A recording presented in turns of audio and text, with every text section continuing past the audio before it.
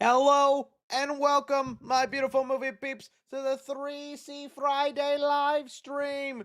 Running a bit behind than I usually am on a bunch of stuff, and so I didn't do much warning before the live stream. Literally set the whole thing up 5 minutes before I wanted to go live, and I just hit the button. So if you're like, hey, I didn't get no notification for this, well, I hope you're enjoying the playback, and I'm sorry. But we're still going to have a fun time, and we're still going to discuss so many wonderful things. Going to get you guys' faces here so you can see yourself in the screen. All right, some of the things we're going to be getting into. We actually have a lot of topics, which is why I didn't want to set it for like an hour off, because I'm like, no, we need every second we got to talk about all this. So one, we're going to be talking about the new Jackass movie, because I went to go see it last night, so I'm going to give you my review on that. There is some new Batman animated shows that got announced, whether we think they're going to be good or bad. We got Ghostbusters as well. We got finally some details on what Netflix is doing with that show, who's some of the voice cast, whether this will be good or not, because Ghostbusters has been trying to ramp up for a while. The Donkey Origin movie has, well, now we know it's an origin movie. We just knew it was a solo movie, but we thought it could be a sequel, an in-between-quel, something random, and now we know it is the origin of Eddie Murphy's Donkey. Then we're gonna look at this awful trailer for the Jonathan Majors Daily Wire movie. Oh my goodness, this thing. Then Christopher Nolan is coming for me. He said, I don't like your kind, because he's not allowing influencers to see the Odyssey early. So we're going to talk about how we're going to switch my persona so that I am considered an official movie critic and get some glasses. Oh, I think I have some actually.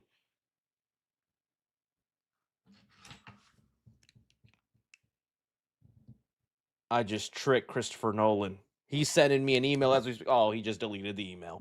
All right, and we got then Five Nights at Freddy's 3 has a new writer. What does that mean for the movie? And this rumor going around right now of what Tobey Maguire's Spider-Man new suit is going to be in Doomsday, and I got a lot of questions if this rumor ends up becoming true. How does that happen? And some new footage for Spider-Man Brand New Day. I guess I didn't add that on, but I'm gonna tag it on right here. So much to talk about here. Oh, always the nice stuff. First comment I saw when I looked over, Chris claps my cheeks. I guess like this. That's how we do that. I'm conflicted on the Toby suit. I am too. I'm definitely gonna want to know the explanation for that, but we're gonna get into some of that here. What is that? Did you do a spoiler review for Masters of the Universe? No, but that's also because what would I talk about with the spoiler review? I like that was a universe I don't know much about. I didn't grow up watching Masters of the Universe. I have no knowledge in it. Uh there really wouldn't have much spoiler. If you have a spoilery question you want to ask me about it, sure. But I feel like that's one of those movies that really isn't much to spoil other than the post credit scene. But again, I have no knowledge of that character or what that could mean, so I would have nothing to say about it. But here Amazon wants to push forward, even with the lackluster box office that's getting with. I think that's awesome. That's one of the benefits of streaming, man. A movie can flop, and they're like, "We'll make the sequel just on streaming." At least you get the sequel that way. At least we get the sequel that way, right? Uh, have you thought about reviewing any of the Hunger Game movies? I mean, I've reviewed what was I guess the first one technically on the channel is the Rachel Zegler one, which I actually liked. I thought it was good. Way more excited now though for this upcoming one. Going back and reviewing the originals, I think about it. I'll think about it. All right. Oh, that's YouTube, buddy. That ain't me. That's you that ain't me. That's Mr. Tubes. All right, go talk to Harold Yu. First name Harold, middle name Yu, last name Tubes. That's YouTube's legal name. That ain't me, buddy. Uh there's Monsterverse leaks. I have not seen these Monsterverse leaks. Put it on the Reddit or something and I'll dissect it later. Is it the picture of that t-shirt? Because I think I did see that, but again, that didn't feel like much to talk about because it just looked like Godzilla looks a little bigger. And I was hoping for some Iron Man on Kong, and I didn't see no Iron Man on Kong. I didn't see none of that. Just doing some preemptive talk to the chat since I started so early. That way people can start filling in and coming in. All right, congrats on 750K. Thank you. I really would like to hit 1 million, man. It's stalled off. It's because I'm not doing shorts content. I need to do some. I'm short. Does not that count at short content? Stroke I just had. Ah. I'll figure it out. I'll get to that milli eventually. I'll get to that milli eventually. I want to see you dance. Buddy. You're gonna have to send a super chat for that. Premium is worth it. No ads, baby. Honestly, I agree. I know I bias and all that, and I have the expend is it disposable income. Once you go premium on YouTube, oh baby, buddy, oh boy, you can never go back. You can never go back. I think it is very worth it. And I don't think they've raised the price on that over the years. It's been pretty consistently the same price, you know. But I say that next tomorrow they're going to be like, we just raised it because 3C Films jinxed it. I don't know. We have Invincible season 6 officially. Oh yes, I did see that. They did. I'm glad, man. Keep giving me my Invincible. You know I ain't picking up a comic anytime soon. Congrats. How did you know I did a Dead Meat collab? How did that get out there? Who told you? Get out of my house. Is it already up? Because I told him I'd promote it. Let me know if it's up already. I did a little something with James. It was nice. All right, let's see. Okay. I guess we'll just get into it. We'll get into it here. Let's start with Jackass. Now, this is no hate or anything to Jackass. It's just I think it's hard for me to figure out how do I do a review on a movie that's not even really meant to be a movie, right? There's no structure or specific format. It's just a bunch of dumb stunts one after another, and it's you either like what Jackass does or you don't. So that's why I didn't like do a regular review, but I still want to talk about it because I've seen it, and this is supposed to be the last Jackass movie. Now, I definitely, if this was a regular review, I would want to do some sort of Jackass stunt. I mean, it's only right? But I think the joke is I do something that like it's like, oh, that's not really hard, but it is, you know? So, hey, suggestions in the chat, let me know as I'm going through it. But anyways, okay. Let's talk about Jackass 5. I put 4. This is actually the 5th movie. Jackass Best and Last. Okay, so starting off, let me give you what I do think of the Jackass franchise before I even talk about this new one. So, I have nothing against Jackass, but I also don't feel that strongly with it. It's just something that has existed, and if I happen to check it out, oh, I'm giggling, I'm laughing. Sometimes I'm turning away from the screen. I have no real attachment to the cast either, other than like I really like Johnny Knoxville. I don't know why I do. I think it's because I saw that movie, The Ringer, where he pretended to be mentally disabled in the Olympics, and I actually think that movie is underrated. That scene where they're like, when the did we get ice cream? Top 10 funniest lines in cinema. Yeah, either way. I like Johnny Knoxville a lot. And so, first two Jackass movies, I barely remember, but it was that third one, Jackass 3D, because that one was like a big event. It was like the time every movie was coming out, like 3D this, 3D that. And I was still under 18 or under 17. So you couldn't buy an already ticket. And so I had to sneak into that. And I remember being with my friends and we were sinking in the chair, like, oh my God, guys, we snuck in, we snuck in. And the movie was a blast. It was a really fun time. It was very memorable. I don't even think I've seen Jackass 4 though, just because it came and went. Nothing against it. So all this to say, I'm just a very casual viewer into this world.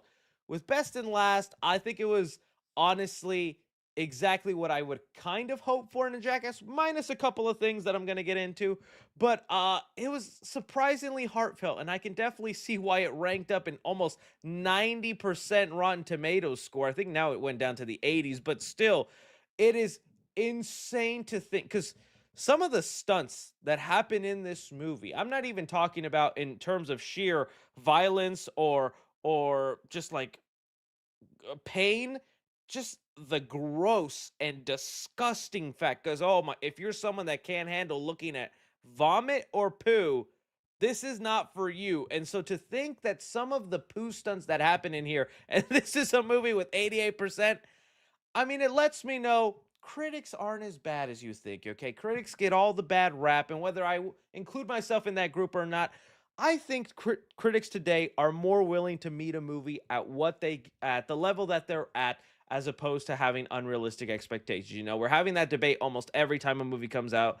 We're having it right now with Supergirl, where it's like, "Ah, it wasn't that bad, guys." And it's like, yeah, that's why it's at a 59, because it's right in the middle. It's not that bad. It's just average. But you see the little green splat and you think, oh, they gave it like a 1 out of 10 and said it was the worst. Nuance is dead. So something like this, where it's like, this is what you expect. This is what they do. They delivered that. I had fun. Positive score.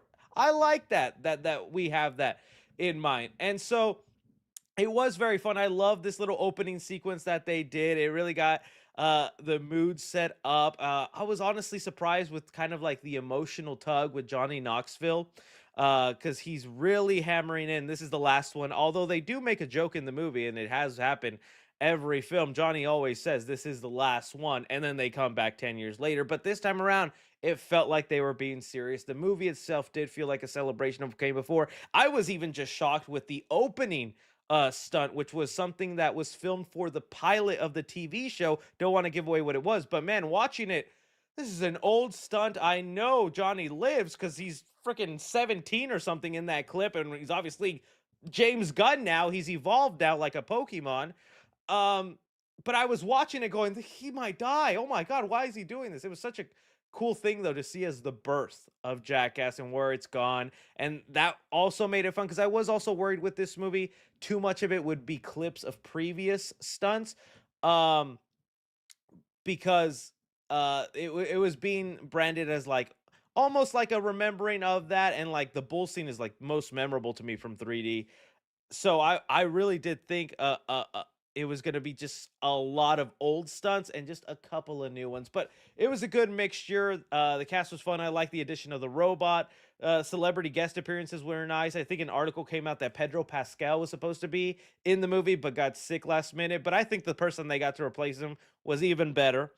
So all in all, yeah, I had fun for what it was. Now, if you want me to be honest on the only thing I don't like about these movies, and I guess this is always why I never felt so strongly or drawn to them, because I'm watching them sometimes, and even though they do a stunt like the bull, or one of the craziest ones I always remember is the paper cut one, where they're just going around paper cutting their the inside of their hands, their mouths, their toes, stuff like that. I just can't get into the poop stunts. And this movie has so much poop. So much booty, so much booty holes, so much.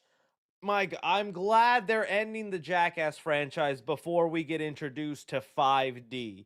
Because if that becomes something apparent in movies and you can start sniffing things in the theater, no, never going to see a Jackass film with that, because I just can't imagine. And so there was this one stunt where I literally just could not look at the screen the entire time. I just couldn't. It was it involved Twister and laxatives. That's all I'll say. And I just could not. I don't know how, even as friends doing this together, how is that funny? How is that enjoy? To me, that's where the grumpiness, old man in me goes, these guys are weird. I don't get it. No, getting hit by a bull, I get that. That's funny. Electrocuting your friend? Yeah. Even the stunt where they all shaved their pubes and put it on a beard? Okay, maybe pushing it, but I thought that was funny prank because it wasn't happening to me. But I just can't get behind the poop stuff. The poop stuff, I can't, man. So that to me is the only drawback. There is a ton of it. So if you're curious, this is probably a decent Jackass movie to be your first, because it has so much old stuff and new stuff. You get the idea of what the show is, or I guess what the premise of Jackass is. But again, if you're someone that cannot handle just poop and imagining disgusting smells, this is just not for you. I could have done with just less of those stunts. That's all I'm saying. Other than that, though, I'm glad people are enjoying it. It's a good send off. And again, I wasn't even attached to the series, the franchise, and the final. I don't want to say stunt, but the way they like close things off and they're like, and this is the end. I was like, I'm getting choked up. I'm like, this is you, because you really feel through Johnny Knoxville that he's like, this meant a lot to him over the years, and now it's over. But I totally bet it's coming back, but it won't be with this cast. It'll be Johnny as a host training a whole new group of Jackass young guys. He won't probably do any stunts, but I think that's what how it'll come back in the future is just Johnny and maybe other cast members coming back to do stuff to the new young kids. Maybe. I will say I took my lady not because I wanted to, but because she's like, "Oh, sure, I'll join you." And I warned her. I was like, this is not what you think. Like, I really suggest you honestly don't go." And she's like, "No, I want to go. I want to see what it's about." And I was like, "Okay." And she literally said, coming out of the movie, "How are these movies legal? How are they allowed to do this?" And I said, "Honey, I don't know, but God bless America." All right, so that is my thoughts on Jackass Best and Last. Enjoyable, fun, kind of emotional, but too much poop. Too much poop. That's my opinion on it right there. Okay, let's move on to the next thing here. So we got some Batman animated shows that just got announced. I think these are part of the Annecy Film Festival that is still going on, and in fact, I think we had the trailer for Cape Crusader season 2 come out, right? Caped uh Crusader season 2, which honestly looks pretty. Oh my god. I wonder, Jesus, my god. How can I just say not interested? Jeez. Anyways, this is out here. Honestly, I still like the noir vibes, what they're going for. Uh could be fun. I think they were teasing the appearance of a new Joker there at the end. So that'll be interesting to see how it goes. I still don't think it comes anywhere close to the animated Batman series. I think that's just a rare alignment of things and how perfect that felt. Like, it is such a cozy watch. I remember when the Batman with Robert Pattinson was coming out, I literally every night leading up to that movie, I would just watch a random episode of the Batman animated series, and it's such a cozy watch, and it's so adult show and mature, and not even in a kind of like a kid can enjoy, but it's just like it doesn't treat you like an idiot. I love that show, and it's still good, but I don't think it reaches that heights. Either way, though, there were some new shows that they got announced aside from Cape Crusader, and so starting off, let's go here with what probably most people were excited with. Absolute Batman getting an animated series. This honestly comes to no surprise. The insane popularity of this comic run, and for good reason. It's a very interesting take, and DC has always been good about that. Their multiverse and alternate storylines from like Superman Red Sun and things like that, where you just get like a multi-parallel look at a classic DC character and throwing in all their iconography. And so Absolute Batman is such an interesting twist on the character. I've fallen way behind on the comic. I'm like several issues behind, but from what I had read, I really do like, and I think this is great. A more mature Batman take. It's such a crazy world. A lot of people are being a little premature. I've been seeing so many TikToks and people going, "Invincible, you can retire now. You can cancel your show. We got Absolute Batman," which I really don't know why that's the comparisons we're making. Absolute Batman is nothing like Invincible other than they're just adult geared um comic properties, but it's totally different commentary. I mean, Absolute Batman isn't actually like a parody of superhero stuff. It's just a very dark, exaggerated steroid take on a lot of Batman characters. So I think that both of them can coexist, but I get it. Wanting another adult kind of animated show. And so I'm so excited. I can't wait to see the animated style, how brutal and violent they get with it. If also with Invincible, let's bring that back as an example, though. Invincible had its entire comic run. It's had its beginning, its middle, its end for years, and now they're adapting it. And I think the benefit with that is they could start planting stuff for the end of the show because they know how the comic ends. They know where certain characters are supposed to go, and that probably makes writing the show and condensing the story easier. Absolute Batman is still very much going on. And although there are several comics, they are coming a month apart. I mean, by season 1, you could possibly realistically cover the entire run. And then what? We wait 3 years for them to finish another couple 30 issues. And then we get started on season 2. And we famously know animation does take a while. So I'm curious, limited, fast? Are they working with the comic writers? I'm very curious how they're going about making sure they don't run out of material from the comics and all that. And I also hope they're compensating the comic artists as well. But yeah, that makes absolute sense. Now, this is the next show that also got me extremely excited because I like the premise of this. So the next show that they announced is called Joker Laugh Riot. Let me see here if I can get the exact. In what sounds like a compelling hook, the story sees the clown prince of crime becoming a variation of his arch nemesis, a detective solving a killing. The logline revealed at ANSI states when Batman is murdered, the Joker launches a ruthless crusade through Gotham's underworld to find the killer who took away his greatest adversary. But as his violent quest for answers pushes him closer towards vigilante than villain, Joker is forced to confront the truth that without Batman, he doesn't know who he is. Oh my. I just jizzed in my pants.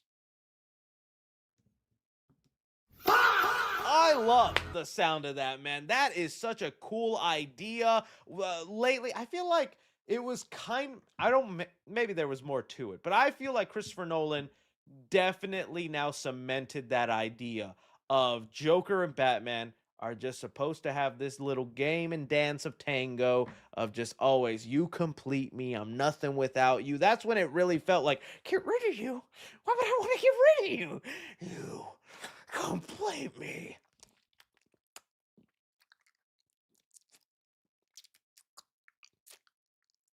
I like to think Joker ate peanut butter every time before he had his scene. And he was just like, you want to know where I got this crunchy Jeff's peanut butter? What is, bro? Sorry, guys. And I've gotten comments where there's like, Chris, can you fix the sensitivity on the mic? Because when you make these, it just sounds so odd in my headphones on my living room TV. I don't think I'm gonna change that, guys. I'm sorry. Anyways, back to what I was saying. But that idea is so cemented and perfect with Batman and Joker, just the way they do complete each other and that they'll endlessly be doing this. So what happens then when Batman is dead? And is he actually dead? You know, that's always the cope with Batman fans. He's dead? Nah, he's not dead.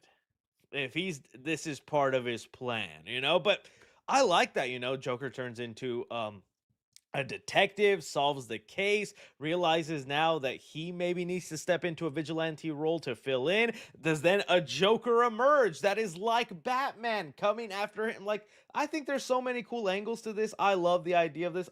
Honestly, I cannot wait. He's dead. I think he's definitely dead.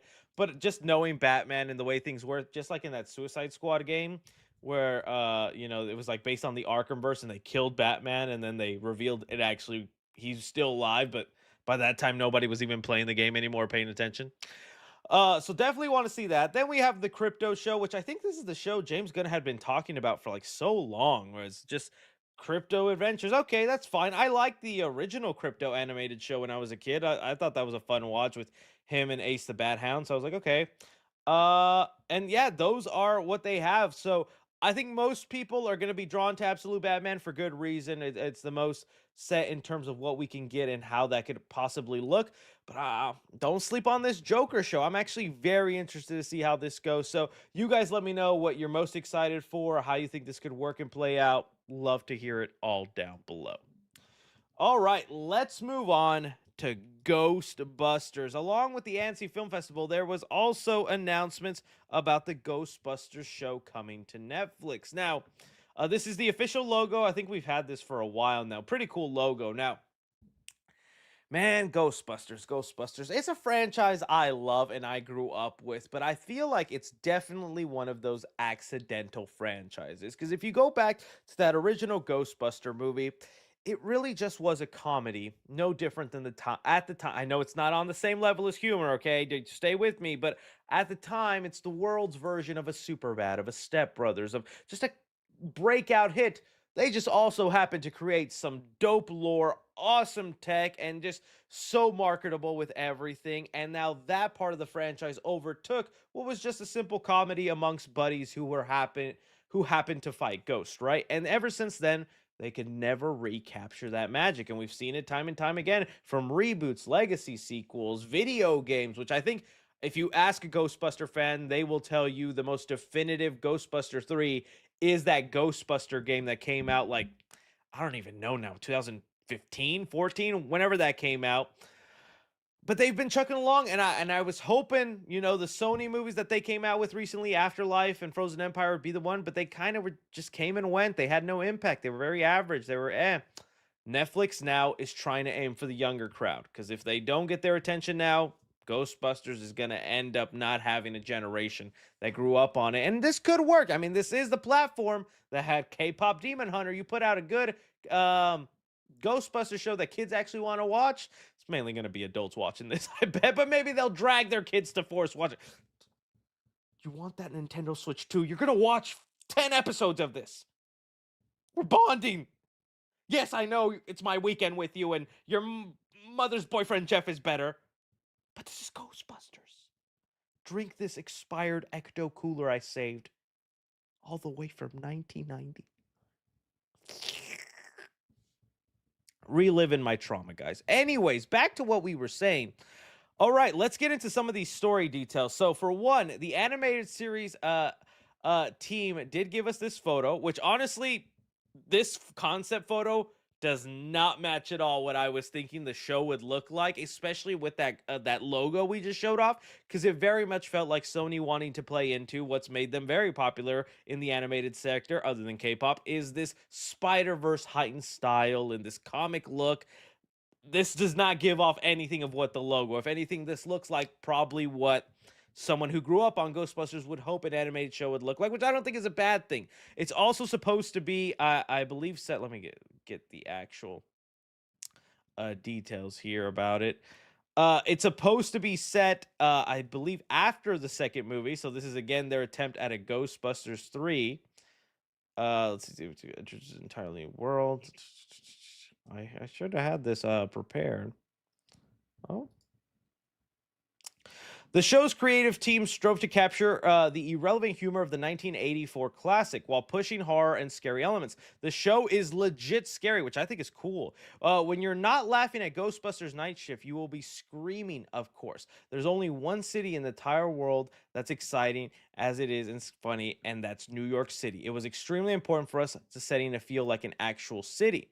That gave us then on the punk look that they were going like kind of on the logo. That gave us a mythology for our design, textures, and characters. We tried to create a very tactile and tangible visual language and direction for the show that in very early stages of design, this animation, but it should fit seamlessly between live action movies. Some of the design elements were pushed ever so slightly towards more graphical directions, but always stayed true and realistic. Okay, so you can kind of expect them to basically almost look like the people of Shrek, where it's animated, but you could tell it's meant to like live in the world of Ghostbusters. I kind of like this, but it definitely seems more like they're leaning towards reflecting now towards the older crowd, which I guess isn't bad. And I thought, maybe they would take a page out of the new Ghostbusters TV show and do something wacky there, but that does not seem like what's actually going to happen. Let's see here. Our heroes face a great variety of different type of ghosts, from the whimsical to the absurd to the super scary. We pushed the features, played with scale and transparency, mixing with fleshy and ethereal. I cannot read. The one consistent prerogative was to play up the scary and danger. They keep saying it's scary. The atmosphere is heavy and the stakes are real and long lasting. We were allowed to take big swings and create really surprising and thrilling moments. Animation allows us to approach each horror element of the story with various degrees of stylization, keeping the violence abstract and really infusing a sense of dread and tension right into the designs of the world itself. Yeah, this is definitely sounding way more up my alley, just with the fear angle there, because I think that is cool to play up on that. It's again a matter of like, what do you get into whenever you bring up Ghostbusters? You bring more into the comedy, which I think the female movie definitely did that. Or do you lean into the scary stuff? These are ghosts, right? So it says here it's set in 1994 and follows a new group of young Ghostbusters released in 2027. Here's the other photo. So you can definitely see the realistic look they're going for. It's again just follow ragtag group of people. Jack Quaid is supposed to be one of the voices in here, so he's one of the new people added on. I like Jack Quaid a lot, so I definitely think that's something uh that I'm gonna enjoy about the show. Let me see from ghostbusternews.com. They always have like a great um tagline here from it. Last moment when the old smelling New York becomes cleaned up, still smells, but it's rich in New York City. We want to be in New York of punk culture. Okay, yeah. So I also that title, Ghostbusters Night Shift. I kind of like that too. So is it literally the night crew? There's a morning crew, a night crew, and then things just go abrupt for them. I like that. Describe 1984, music, culture, and so much great. And we really are living right now in that era where how do I say it? 90s is currently like the most nostalgic part of it. I let me double check on the Jack Quaid thing because I did see Jack Quaid, but I'm not seeing many people talk now about it. I remember seeing it said Jack Quaid was in it. Yep, yeah, here we go. Jack Quaid reportedly joins the voice cast of Netflix's Ghostbusters Night Shift. Netflix revealed the first photo yesterday. Yep, I he's good. He's gonna be a cube in some game, and now he's gonna be a Ghostbuster, which I think will be great. Oi, Huey, dang ghost, gave me a blowjob. I think I like being a Ghostbuster. I always forget that happened in the first movie. It's kind of crazy. Oi, Huey, you didn't say this was ghost busting? We bust ghost or ghost busting us, Huey? I don't. I'm losing the accent. Carl Urban, man, he does that. Makes it look easy. Makes it look easy. He's in Invincible too. Yeah, he was added on into Invincible as well. I did see that. So he's just everywhere. Good to do that. So I am liking the sound of all this. Where this is headed. Again, very funny that this was a very stylized, crazy Spider-Verse logo. And then when you see the concept art in the direction they're headed in, it's not Spider-Verse stylized or even comic like this comic print. It's more going with something that exists within the world, which I think is better and will appease the Ghostbuster fans. So hopefully this will be something that kicks off. We've had many of properties had this animated turn. Like I think it was the anime Terminator, was it Terminator Zero? I liked it, but man, it didn't scratch that itch I was hoping for with Terminator. It definitely it was beautiful animation, I'll tell you that, but there's certain elements of it I just couldn't like fully get on board with. And I'll tell you, Terminator fans, a lot of the ones that grew up on Terminator are not anime fans. So it was a very strange choice. So in the end, this is probably the safer bet to get those Ghostbuster fans to actually watch this. Because if it is very Spider-Verse stylized, although some of us will definitely watch it, think about those who grew up and were like 10 when they saw that original movie. They probably want something more that feels familiar to what they grew up on. So we'll see. We'll see. You guys let me know how you feel about all that. All right, this Donkey origin movie, we got to talk about this. So, Donkey is getting a movie. It's crazy that it's taking so long for this to actually happen. I really wonder if it was Eddie Murphy who accidentally kickstarted this because I remember he was doing an interview and he was laughing about like, why'd you give Puss in Boots a movie?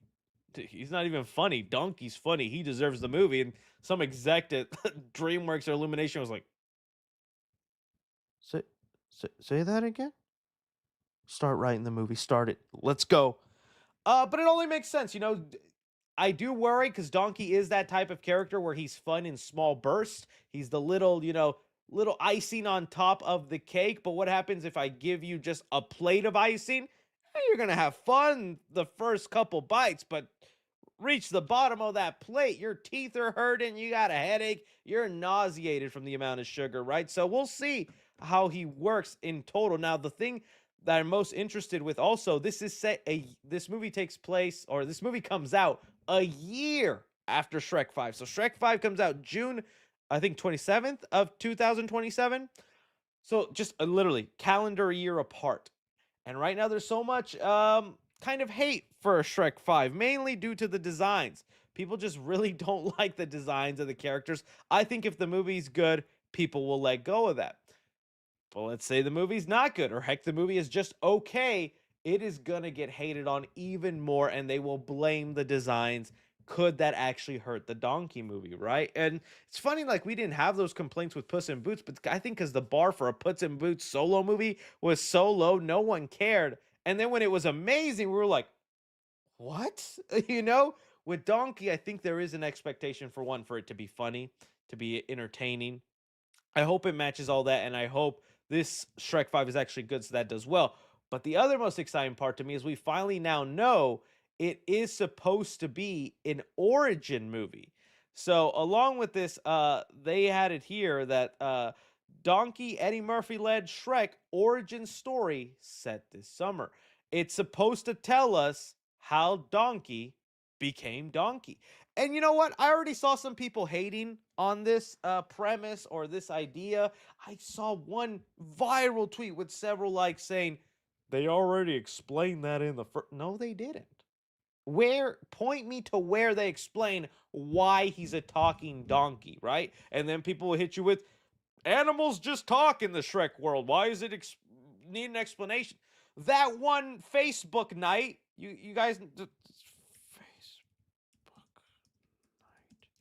look, I'm typing the words Facebook Night Shrek, and Google knows exactly what I'm talking about. This bro, him, he was buying animals, trafficking them, right? Creating an island for some reason, and he said, "Your donkey can talk." Well, that'd be worth money if you can prove it. So, in the universe and in the first film, it's set up. Yes, animals can talk, but donkeys specifically, well, they shut their mouths. They're not allowed to speak. In fact, if one talks, I'm pulling out my night Glock and killing it. But if this one speaks, all right, you got something there. So it is definitely unheard of for a donkey to speak or be talking. You can have little pigs, you can have little rats, you can have a whole wolf in drag as a granny, but if a donkey talks, that's something special. So they established that there, right? And so I do want to know the origin story of Donkey and why it's fascinating that he's the only donkey that speaks. I definitely feel I was on the John Campy show, so some of you guys might have seen this, so I mentioned that there. Um, I definitely see the movie of him like sitting down with his mutant dragon children and just being like, "Oh, y'all want to know my story? I'll sit that." It's oh, that's risky to do that, right? I'm doing Eddie Murphy donkey. I'm not doing black voice. Let's correct the record there, okay? Um, but I think that'd be a funny way. And I could see one kid raising his dragon tail and being like, "Oh, that's not the story I want to hear, Dad. How did you and Mom And then all the donkeys turn and look at that donkey, and then they look at Dad, and then they nod their heads. And I think that's the movie we all want to see, right? Hire me, guys, hire me. Okay, no. But it did get me thinking because I had never thought about it, and it's true. All the characters in the Shrek world are based one way or another off old fairy tale. Not even just Disney. Everyone thinks it's only Disney people in there. No, remember Disney also stole these characters. I say stole. They were public domain, and Disney just made their famous versions of them that are now copyrighted, and if you even try to, we will sue you into oblivion. But there are so many other, because I believe Shrek came from like some sort of like random fairy tale. And so Donkey, I'd never thought about where does he come from, what fairy tale story, and they never elaborate on that. And then that's when I started seeing some of the theories of where Donkey comes from, and I was like, oh, that's fascinating. So one of the theories people have of where Donkey comes from is people think Donkey is a child from the Pinocchio movie. Uh, I was like, "What? I forgot that maybe." Remember in Pinocchio, if you drink that beer, you turn into a donkey. Dude, that scene, how did Disney allow that? I watched that like at 4 or 5 and I was traumatized. That was like that was my The Substance. That was my Jeff Goldblum's The Fly. A little kid turning into a dong. Off nightmares, nightmares. But okay, what if that is where Donkey came from? I was like, okay, that's an interesting. I don't think that'll be it. They've never like insinuated, and don't you think Donkey would have been like, "Hey, you that wooden boy, you left me to be a donkey. I'm making waffles." Right? I think that would have been interesting. I would have liked to seen that, but I don't think that's what they'll do. But I like that theory. I think it fits into the world. And for all we know, there was tons of kids that were donkified and that never met Pinocchio. So he could be one of those. And look, here's the photo of it. Some fans think donkeys, all that. Then there was this, like, I guess, donkey fairy tale book. Well, it's like a group of animals. I was see if I can find it here. I think I saved it on my Twitter. Let me see if I can actually pull that up. Okay, yes, perfect. I did. Okay. Uh and again, this goes to show you because it's probably public domain and all this, and it goes to show you the Shrek world is filled with all these fairy tale stories you don't even know or even that popular. But here they have it that Donkey might be from this kids book called The Bremen Town Musicians, which is just about a bunch of animals that sing. And you know what? That would explain why Donkey is always singing. Like, even in the trailer for Shrek 5, he's singing a song. It says here, it would explain why he enjoys singing and why he just casually talks. Though, as for where the rest of the members are, I guess they either didn't meet them yet because the lady captured him, or they just went their separate ways. A little anticlimactic there, but I'm like, okay, that could be it. Is there any other theories or concrete? Like, I know they have like dozens of like little 10-minute specials on DVDs. In any of those, did they ever reveal where Donkey is from? Uh, did he just crack the code? Maybe. I don't know. That could be it. Let's see here. Donkey. Not a bad theory either. Okay. I'm trying to see if anybody has anyone. Mandela effect. That wasn't a donkey. Oh my goodness. Was that not a donkey? The Rush E thing. What's Rush E? What if Donkey is Eeyore from the Winnie the Pooh universe? Is Eeyore a donkey? I've never even I don't even know. It's Winnie the Pooh how do you even spell Eeyore? Okay, Eeyore. Is he a donkey? Fictional anthropomorphic it's a stuffed donkey. So he's not even okay, but he's a stuffed donkey then. That explains why his tail falls off. He's a stuffed animal. He's not even a real donkey. No wonder he's depressed.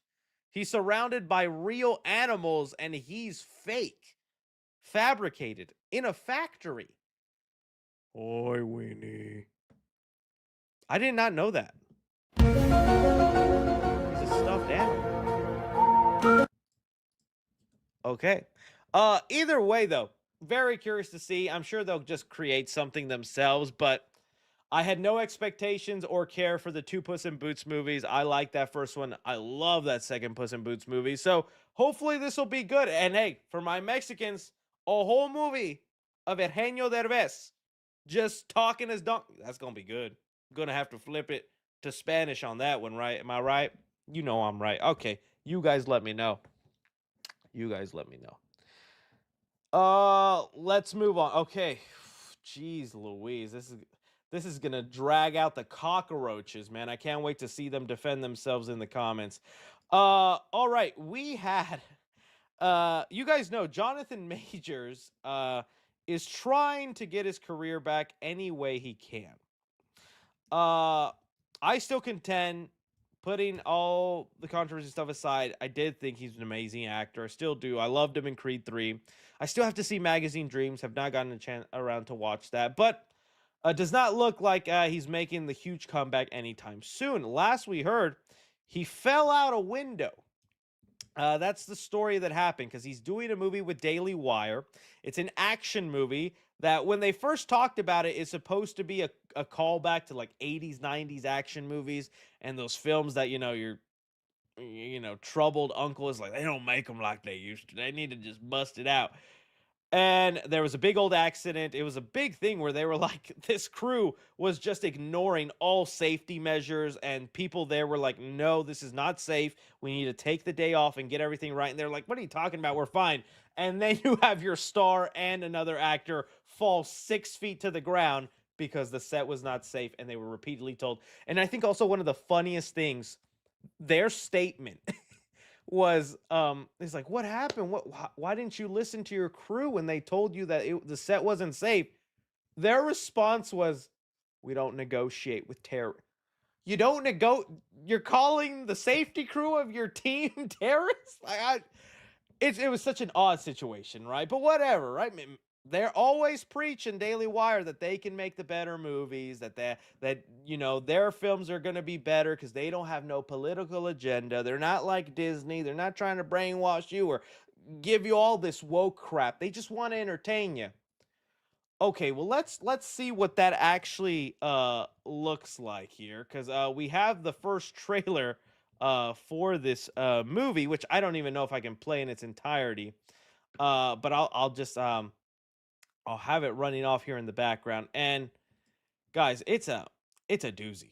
It's insane little trailer where I can't believe like this was approved, that this was why, what were they thinking at all with coming out with this? Let me just scroll to it here because I'm having trouble finding it. CEO sex right there. All right. Coming up on it. This was a couple days ago. Sorry, guys. Sorry. How you doing? I'm doing good. You doing good? I'm doing good. Read, if you're watching this, skip all this in the edit. Geez, so much news. Okay, I guess whatever. I'll just have to look it up. Run and hide. Run, hide, and fight. Oh, because it was this synopsis. I could not believe. Here we go. So here's the trailer, which it's just typical Fox propaganda of terrorists attacking our nation. What will we do? All this, and it's all it is. It's just footage. You don't even see Jonathan Majors. All you get, the only shot from the actual movie is of the campus, and the logo, run, hide, and fight, and then people on the ground. All this stuff. Okay, now, dear almighty, let's read this plot synopsis here. When radical Islamic terrorists hijack a liberal college's pro-Palestine we're 10 words in, and every word is your typical buzzword. Somebody was playing Mashable and just throwing in things, and there's some dad out there with a red hat going, every word. Islamic? Terrorist? Liberal? Pro-Pal? By that final word, his heart has exploded.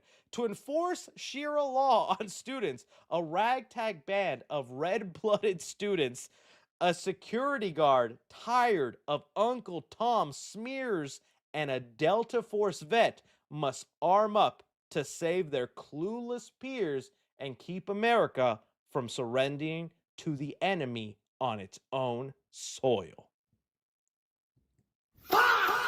This is no April Fool's. This is not an exaggeration. This isn't a gag.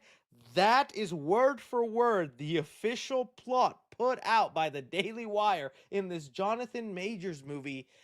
And it's the epitome of why I hate how this group of incel, insecure, hate-mongering side of the internet has peered into movies. Like, take a look at Supergirl. You were seeing a lot of people that I respect and I like coming out and being like, I didn't like the movie. I was disappointed. I was upset. Here's the reasons why. Those group of people are going to take that to go, see? Woke female-led superhero, girl boss movie. Hey, what are you doing? This isn't conversating. This isn't dissecting a movie. This isn't being honest. This is you throwing buzzwords out because you figured out bunch of little babies online. And if you spew hate, they're gonna click. They're gonna click, and you can buy that Ferrari. You can buy that house. They don't care about what they're saying.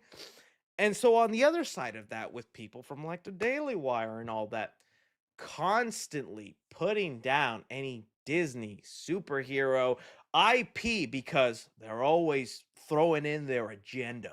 They're always throwing in their ideology, shoving it down.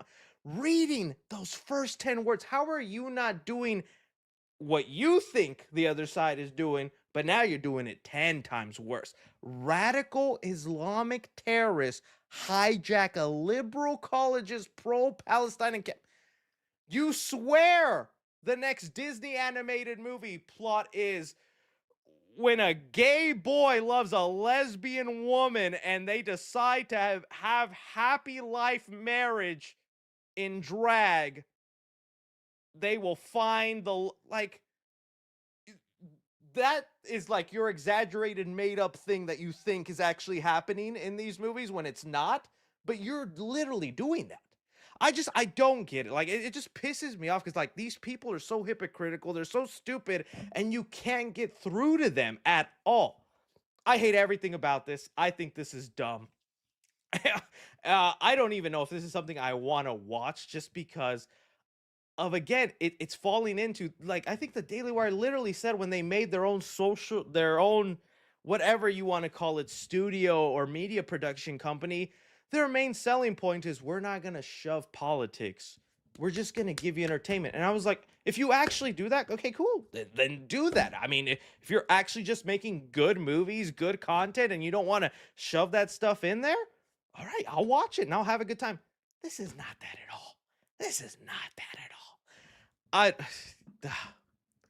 It's just insane to me, man. I hate it. So I've had my rant. I've had my tirade. It's all nonsense. It's just, again, so funny to me. And it's one of those things. Jonathan Majors does not believe or care about any of this. He's just happy someone is offering him movie roles and he's trying to get that limelight back. And, I agree. Under certain circumstances and things that you've done, people are allowed to have a second chances and come back out on the other side. I think there was an opportunity for that for Jonathan. With something like this, that's not the way to go. That's just me. Let's move on now because this is just insane. But hey, I cannot wait till I post this, and then sure enough, in the comments, someone, actually, this is a reasonable, awesome sounding movie, and you're just saying that because you actually like Supergirl. Yeah, got him. Insanity. Okay, let's talk about how Christopher Nolan hates me.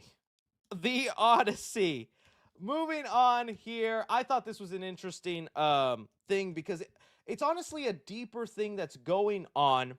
That is, I'm joking around about it, but there is now this tension, this divide fueling, and I think there's an interesting conversation to have about the way media and movies are being marketed nowadays.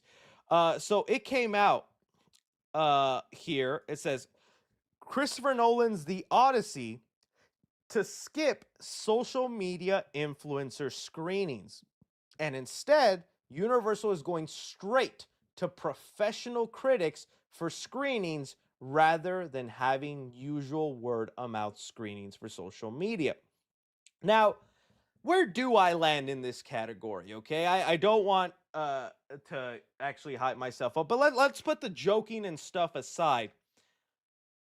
I 100% realize I am not a professional critic. I don't even have the literacy sometimes to break down these movies in the way that other people do with such grace, right? Sometimes I watch reviews that from other people and I'm just like, dude, they are articulating and forming their thoughts in such a way that I align with. If I tried doing that, I would goon to this movie.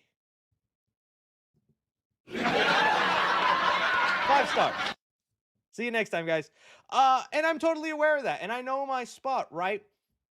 And so it's totally fair now that there has been this shift where when I was starting up and I was emailing studios right? And I had just the smallest fandom, and I was like, "Hey, I'd like to go see your upcoming movie. I have a decent sized audience.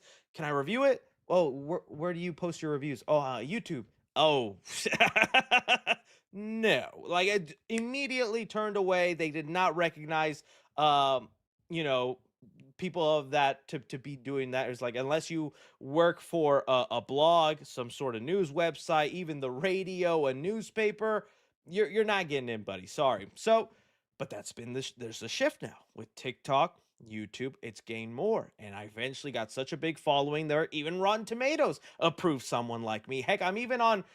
I'm a Critic Choice Award now. Oh, not award, but I'm in the CCA.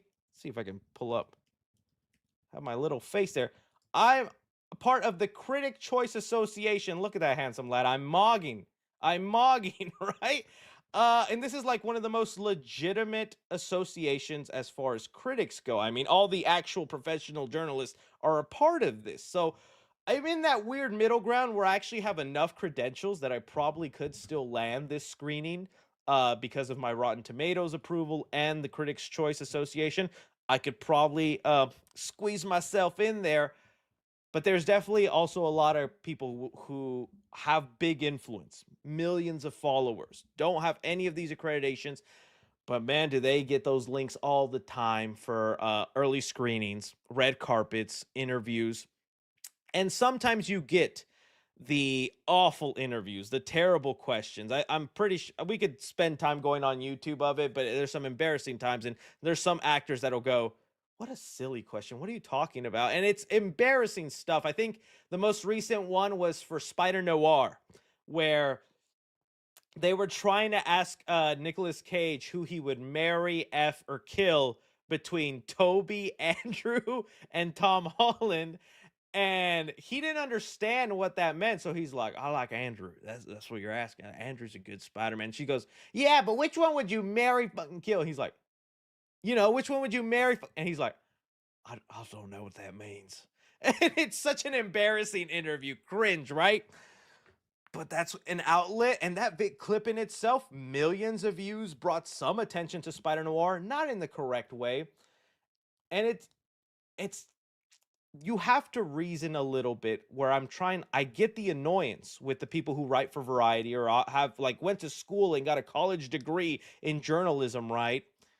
At the end of the day, it's a matter of eyeballs. It's a matter of getting people. And I mean, there's been such a big shift that even this influencer type of life has killed the talk show world. That's how a lot of movies used to be marketed. It'd be like, "Oh, you're going to be on Conan O'Brien, you're going to sit down, you're going to do a little interview." And now it's, we're going to have him eat hawk wings. We're going to have him surrounded by puppies. Can we get him to play Twister with a bra? It's all these like gimmicks they have to do now. And because just sitting down and going, "This was a really tough shoot. I had to get in character for 6 months." Those interviews don't get many views. And it's so interesting. Anyways, so there's been that shift, and there's been a lot of professional journalists who have always attacking people, influencers, honestly, a lot of them friends of mine, just because they get these opportunities and they're no longer getting them because their review on their website gets maybe 10,000 hits, while their 1 minute TikTok of them making a goon joke will get at least a million views, right? And the math is there.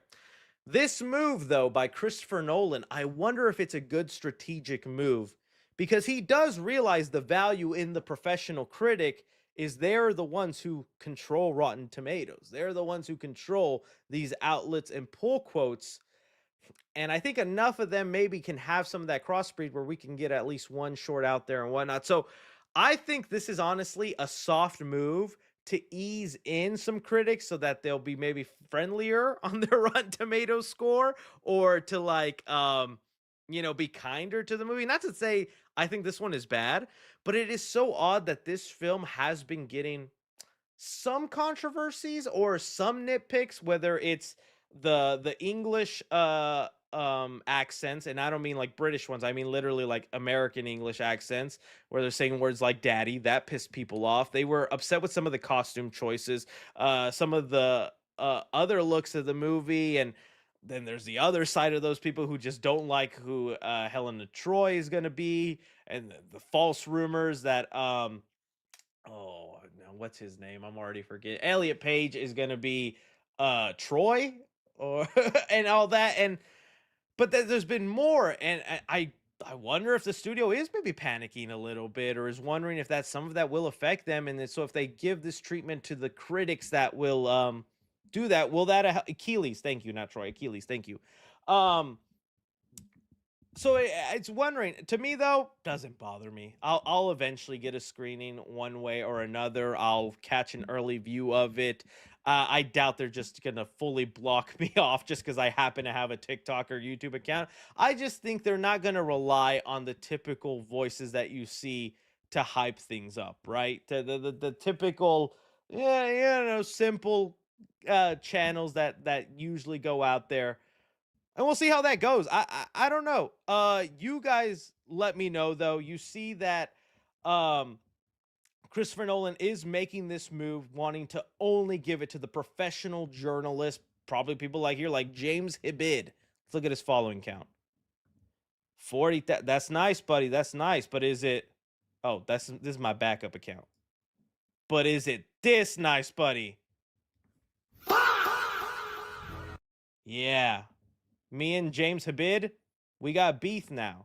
I'm just kidding. I'm sure this guy's really cool and nice. But it's an interesting move. I'm curious what you guys think in this angle, in this constantly digital age. Because again, it's not just the influencers, it's things like Hot Ones, which I enjoy. I'm not crapping on Hot Ones, but Hot Ones is now more of a priority than being on like a Jimmy Fallon or a Jimmy Kimmel, because that's no one's really watching that stuff anymore. And we're literally seeing the last generation of talk show hosts and all this. How do you guys see about it? I'd love to know. I love to know. All right, let's move on and talk about Five Nights at Freddy's 3. The chat was going crazy and they wanted to talk about it. So, all right, Five Nights at Freddy's 3 is gearing up. We know it's going to be happening. Whether we get another movie after this, I think is likely, but there might be a pause in between. Well, Skeet Ulrich, I believe, was doing an interview with one of the FNAF people I liked. I think it was Johnny Blocks. Was it Johnny Blocks? I'm correct me if I'm wrong, but he was, I believe, doing an interview with Skeet Ulrich, and Skeet had let it drop who the writer for the movie was going to be. And now the Hollywood Reporter has officially confirmed it, that yes, Gary Doberman is set to pen the script for Five Nights at Freddy's 3. And the notable movies he's done in the past is the first It a movie with was it Bill Skarsgård? Bill Skarsgård? Yeah, Bill Skarsgård, and Annabelle, and the Annabelle movies, which are hit and miss, but I like creation, so I'm gonna have to look at his IMDb. In fact, let's just go to his IMDb right now. But the reason this is kind of making news is because, all right, there has been obvious success with the Five Nights at Freddy's movies, but there has also been another side of failure. Where the success has been in is, I think for the most part, a good majority of fans are happy, and the movies financially do really well. But the thing that they struggle in is the actual reviews. They're always panned, they're always negative, and there's even a chunk of fans who go, this honestly could be a lot better. I'm not blaming Scott. He's had a big hand in the screenplay, but admittedly, it's totally different creating stories for games that have gone through decades, well, not decades, but years of unfolding and all that, and penning that all into a movie. That's difficult. And now it looks here like Five Nights at Freddy's, or Blumhouse, is wanting to continue to try and fix and tweak it as much as they can, because they would like to have both. They not only want the financial success, they would like the critic success. And so now this is their first move to actually get a writer who's written actual horror movies to make this one. And this could make all the difference. And I agree. I'm glad some people are saying it. I don't want to. I'm hesitant to, because Scott was kind enough to just leave a random little comment on my YouTube video once. Wasn't even a FNAF related videos. It means he just casually watches me, which, hey, really nice of you, Scott. But admittedly, that is one of the weaker parts. And again, he never written a movie. It's tough to, right? I mean, even look at we keep going back to the Supergirl. The writer of that movie's first time writer for a movie, and we're seeing how that's going. So there are growing pains, and I think now, 3 movies in, the scripts haven't gotten any better. The stories are still lacking. Complaints are piling up. Think Blumhouse and Atomic Monster did the tough choice, and maybe Scott was just willing to, because he's like, yeah, I want my movies to be better, and if they can be, I'll take a step back. I'm sure Scott definitely still has final say in the story and maybe has an outline of what he would like to happen. But I think this is honestly a really strong and good sign. Now, we could have a debate of how good these horror movies even are, right? I mean, looking at them here, we have the Until Dawn, which I didn't love, but some people really did. Salem's Lot, same thing. I didn't love, some people did. It Chapter 2, bro, I think this is literally all, none I was like, it's literally all I'm trying to, I mean, I like that one and I like Creation. This one just says written by based on characters. Um, so okay, obviously not the strongest filmography or the strongest films or anything that's totally going to be like, oh, this is going to be night and day. But I think it will have a night and day difference because now it'll actually be somebody who's written several, who knows the beats we need to hit, knows the story and where it needs to progress and where things need to go. Because I do think there was definitely parts in FNAF 2, especially towards the end and his reveal and where things were going, where I'm like, what is happening right now? Things are just going on, and that final shot with Vanessa and all that and the puppet, I'm just like, okay. With this third movie, even though I was underwhelmed with the second one, slightly underwhelmed. Still liked elements of it. I'm still happy we got them made. It has always been me waiting for the third movie, mainly because of Matthew Lillard's William Afton. And this is the movie I need to be great. If this one is underwhelming and is a letdown, boy, is it really going to taint the rest of the franchise. But if this one is good and they deliver what I've been patient on, is waiting for my William Afton, waiting for my Springtrap, and him finally having a whole movie to himself to do what he does, I can look back happily on this. I could watch these back one Halloween leading up to that third one, right? It could happen. Definitely holding out a lot of hope. But I think a lot of us felt that same way, right? Because knowing how they were structuring these movies and what they were leaning to, and Matthew Lillard, when he got hired, he compared himself to Voldemort. Like, that's the way Jason Blum described the role to him. It's like, oh, you're Voldemort. You're in every movie and you're the big villain. Well, now we've gotten to Deathly Hallows or whatever the final book is for now, right? This is the big Springtrap story. This is the William Afton movie. No more of him being in it for 5 to 10 minutes. It is him, hopefully, minimum an hour throughout it, right? It needs to be good. So I think them grabbing an actual horror writer who has tons of experience under his belt could probably take the material that Scott has in mind for this movie and elevate it better. Not saying it'll be the best horror movie of all time, but I think a difference from what we have seen before. Let's see here what some of you guys are saying. Says here, FNAF 3 has to be good. I'm excited to see Springtrap. I agree. It says here, when has a franchise started out bad and turned good? The third movie. That is a great point. I honestly, you know what? But there's also other movies I would say, like, I think Fast and Furious. I know some people will be like, okay, Fast and Furious got really good 5 movies in. I think you could say the first couple were like, they're enjoyable, they're entertaining, they're a little flawed, but by Fast 5, that thing got vroom, ramped up, right? Let's do it. Sorry, double hit. I would say that, but you're right. Is there any movie right now that you guys think things got really good by the third? Some people are saying Sonic 3. I do think Sonic 3 is the best of them, and it's elevated the franchise in a bit, where it's got some more people on board. Maybe that would be, oh, Mission Impossible 3. Okay, we're getting some good ones. I think that is the best suggestion right now. Let me give you your flowers, buddy. Lexus stuff. probably right on the money. Mission Impossible 3 is still my personal favorite. I know it's not the best Mission Impossible. I think that still goes to Fallout. But personally, I do really like 3, and that's to me when the franchise hooked me in. You're right, you're right. But I think we are looking for like two movies that were and then the third movie was like, "Whoa, what happened?" I would say, well, second Mission Impossible, I don't know. First one is okay though. Some people are saying Thor Ragnarok. I like the first Thor. Spider-Man. Okay. Love you guys. No Way Home. People like Homecoming, though. I'm not going to take that away from them. Terrifier 3. I think it's more or less of what you like elevated. Star Wars prequels. Okay. Maybe that is one of them. I know a lot of people do like, what's that last one called? Revenge of the Sith, right? Am I wrong? Um, that could be it. So it's maybe happened before, but you are right. It is a rare occasion, and it is definitely well, Toy Story 3. But see, this is what we mean though. Toy Story 1 and 2 are great movies, and just Toy Story 3 was a near perfect movie. What we're looking for is a franchise where the first two movies pretty bad or meh, but the third movie, whoa.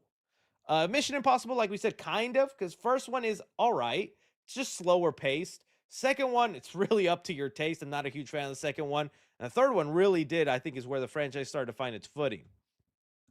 Um, Puss in Boots, well, we haven't gotten to the third one yet. Some people are saying Blood and Honey 3, all because of my cameo. You're absolutely right. Absolutely right. So we will see, guys. I definitely am a little bit more optimistic. I like that they are still, how do I say it? Trying to fix the issues they have. They're trying to improve it because I think Blumhouse is aware, man. If we can just tweak this right and make just even just critically passable movies, we could we could make all the way to Security Breach, Vanny, all that stuff, and heck, I'll watch it. I'll happily digest it all, right? But we have to get there first. So you guys let me know whether you think about this. Emma Tammy is still directing. That's still on board, and I think Emma Tammy has been capable. But that would have been a really different conversation if they did get rid of Emma Tammy for someone more notable, right? But Emma's been doing a fine enough job. I really do think it's mainly the script that we would really want to get correct for this third one. So you guys let me know. Someone said Terminator 3. I like Terminator 3, but boy, Terminator 1 and 2 were awesome. If anything, Terminator, all the movies that have been trying to be Terminator 3 have not. I love Jurassic Park 3. I think some of you guys don't understand the question when I ask it. All right, let's talk about Tobey's new suit in Doomsday. Oh, Lord Almighty. Okay, so let's talk about this. It is no secret. I think it's basically common knowledge now. Tobey Maguire is showing up in Avengers Doomsday. And in fact, it's said that he's going to be the Spider-Man for that movie because Tom Holland is not appearing. I still contend these are real photos. These are legit leaks, whether they were AI upscaled or they're generated from the actual photos. These to me are legit, and that is actually Tobey in it, right? Well, once that all got settled in and Tobey was set to show up in this movie, there were other reports going around. And in fact, maybe we can find this costume. One report was going around that Tobey Maguire would wear a motion capture suit. Those suits that, are kind of what they use for Tom Holland when he wears some of his suits, right? And that's what we're being told. I'm trying to find the exact picture that is the supposed leak, whether it's legit. Okay, I think it's these. Um, this right here. I'm thinking that more and more people are saying this photo is real. But again, with the Avengers Doomsday leak, you have to know they're real in the sense that they're based off a real photo that has been AI upscaled or regenerated. And so some details, some liberties have been taken because AI is still just referencing things that came before it. But it's looking more and more like this is a legit photo from it, and that is Tobey Maguire in a motion capture suit. Our first thought was, they're gonna give him his classic suit all CGI'd. That's so lame, but it's like, that is the Russo brothers. It is kind of their fault. Tom Holland's movies have had a CGI suit all three films because they kind of started that trend back in Civil War and they just kept it going. So we're like, they just like that look of a skin tight CGI. So whatever, we'll deal with it. Well, looks like it's not just the classic suit that'll be appearing in the movie. Now we are being told uh, that Tobey is actually going to don the Iron Spider suit in the movie. Okay, now again, we'll still take this with a grain of salt. We'll still have it as a rumor for now, but okay, I'm torn on how to feel this way and how to feel about. Okay, for one, let's get obvious out of the way. I know with Tom, he has an Iron Spider suit, right? And we've seen it, and I think it was a terrible adaptation of the comic book counterpart. I know some people love the Iron Spider suit. I just think more they like the idea of Spider-Man having a Tony Stark Iron Man type suit with these legs that are from the original design. But I always hated this design as the Iron Spider suit. Okay, I'm fine that Tony gives him. That's what happens in the Civil War comic. Is Tony gives him that, and that's why it's called the Iron Spider suit. But man, I just like that. That's just the look I would have liked, and I'm hoping that is what Tobey is getting, that version of it. But I think the thing that brings me pause is one, Tobey doesn't have a Tony in his universe, and not that we're aware of. So it's not going to be gifted to that from him. Tobey has also been one of the only rare superhero characters that almost never changes his suit. He has had the same. Yes, you could be a nitpick and go, actually, Chris, there's some subtle changes from 1 and 2 and even to 3.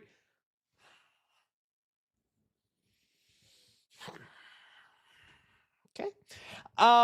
But for all intents and purposes, it has been the same suit. It's definitely going to feel so odd when we see him wearing a whole new one, right? So the question in my mind goes, well, then who gave it to him? Who made this suit? Where did it come from? And why is he wearing it? So let's try and answer some of those questions. Oh boy, yeah. Okay. The Who. Couple of options here. I'm already seeing the chat trying to figure it out as well. Some people are thinking Doc Ock. And they're saying because of the moment in No Way Home with Doc Ock, he's familiar with nanotechnology, and when he thinks Tom Holland is his Peter Parker, he goes, nanotech, you've really outdone yourself, Peter, right? And I know people are gonna say, oh, but he's dead, Chris, he's dead. I think they're gonna base it off the No Way Home lore and what Tom Holland's Spider-Man did in saving these villains and taking them back to their exact time, even though there are major plot holes and if just dumping them back, even though now they're good, they're in an inescapable situation. I mean, Doc Ock was literally already 500 feet in the bottom of the ocean. He just appears back there. That's a long swim back up, right? But whatever. I'm just going to pretend they came back in a way where they're not only fixed as villains, they're not evil, and they are just now living in the Tobey world. But again, there's so many people already just nitpicking and griping. I've already seen it online with some guy. Well, that's because they're variants. They're not the same ones from the Sam Raimi movies. They're all you want. They're, for all intents and purposes, supposed to be the same ones in the universe. And I think that'll carry over if we are going to get these villains show up. So at this point, we could have a relationship between Doc Ock and Tobey Maguire's Spider-Man. They maybe work hand in hand in like a superior Spider-Man situation. He upgrades his suit, he works on his tech. Boom, bada bing, Doc Ock creates it, right? Okay, that's one explanation. Two, the TVA. What happened to Deadpool as soon as he arrived at the TVA in Deadpool and Wolverine? He got a brand new suit, and there was a great joke attached where he's like, pretty sure your guy's a molester. Might want to check him out. I thought it was a great line. That could happen. You know, there's rumors that Tobey's universe is one of the ones that's going to collapse or have to get destroyed as to show the audience an example, because we need to see what is at stake, right? And I think if you destroy Tobey's universe, well, it's going to show it's going to devastate the audience because we love that universe, but it's also going to show the stakes of what could happen if our heroes don't win, right? So here we have what's the rumored universes that are going to be showing up. We have here the X-Men universe, which is we know we're going to have a bunch of X-Men characters.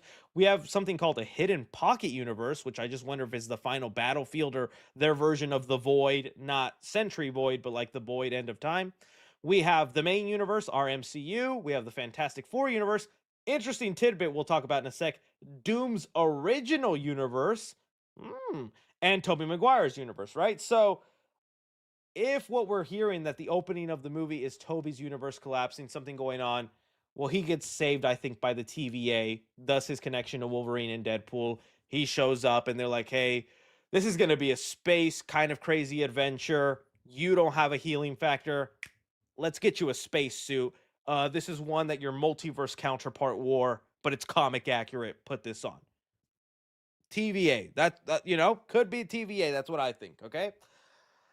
Other than that, man, I just don't know how I'm willing to see it play out. If it is the comic looking one, the one like this, I will shut up. I will be happy. I will be fine. I'll be okay. Curious about the explanation though. But it's different. It's definitely gotten me going, And man, Andrew's gonna be pissed in Secret Wars if he shows up, right? Because we're gonna have Toby in there. Hopefully they don't kill him in Doomsday. We have Toby in there with the Iron Spider suit. Tom's probably gonna have the black suit by then. Andrew's just gonna be like, y'all, y'all got new suits? Oh man, he's gonna feel lame again. That's gonna be awful. So hopefully he gets something. Last theory though on which I think might actually work kind of nicely, but would be a bit of a stretch because we haven't seen this side so much of Toby's Spider-Man. Just like how Tom Holland is basing his brand new day suit off Toby and Andrew, right? That's what we were being told. He saw their spider suits and he's like, I want a suit like that. So he makes one and it's a beautiful suit. What if Toby gets the same idea from looking at Tom in his kind of iron suit? Because he does have kind of like a mechanical and there's a golden spider on his chest and different kind of looks to it. That'd be funny if the reverse happens. Toby goes to his universe and he's like, I kind of liked his suit. Let me see if I can make my own version of that. And he goes back to his notepad and starts drawing. That could be fun. I don't know. We'll see on that, right? Okay. Going back though to what we were seeing about these 6 universes, this is kind of puts me at ease. It's something else, man, because we were wondering, okay, so Doctor Doom is in the Fantastic Four universe, the Reed Richards, Pedro Pascal one. But now we're being told here that no, Doom has a different one. That I think is interesting. That could lend for some good story details. Maybe his universe died because people are thinking he has a vendetta against Chris Evans' Captain America, and that what he did in staying with Peggy and doing all that caused some sort of rift, and that rift led to his planet dying. Thus, he ends up in the Fantastic Four universe and is just there trying to figure out his plan until it's time, right? But it's kind of cool to know. And that means, hey, there could still be a Doctor Doom in that universe. We don't have to be stuck with the Robert Downey Jr. one because I know some people are still iffy on that. Definitely exciting. Definitely want to see. Someone just said Chris as Black Panther. Okay. You guys let me know though, if Toby ends up getting the Iron Spider suit, who would you like to be the one that made it? Why do you think he puts it on? How do you feel about Toby getting a new suit after all these years? Love to hear it all down below. You guys let me know. All right, let me see here. All right.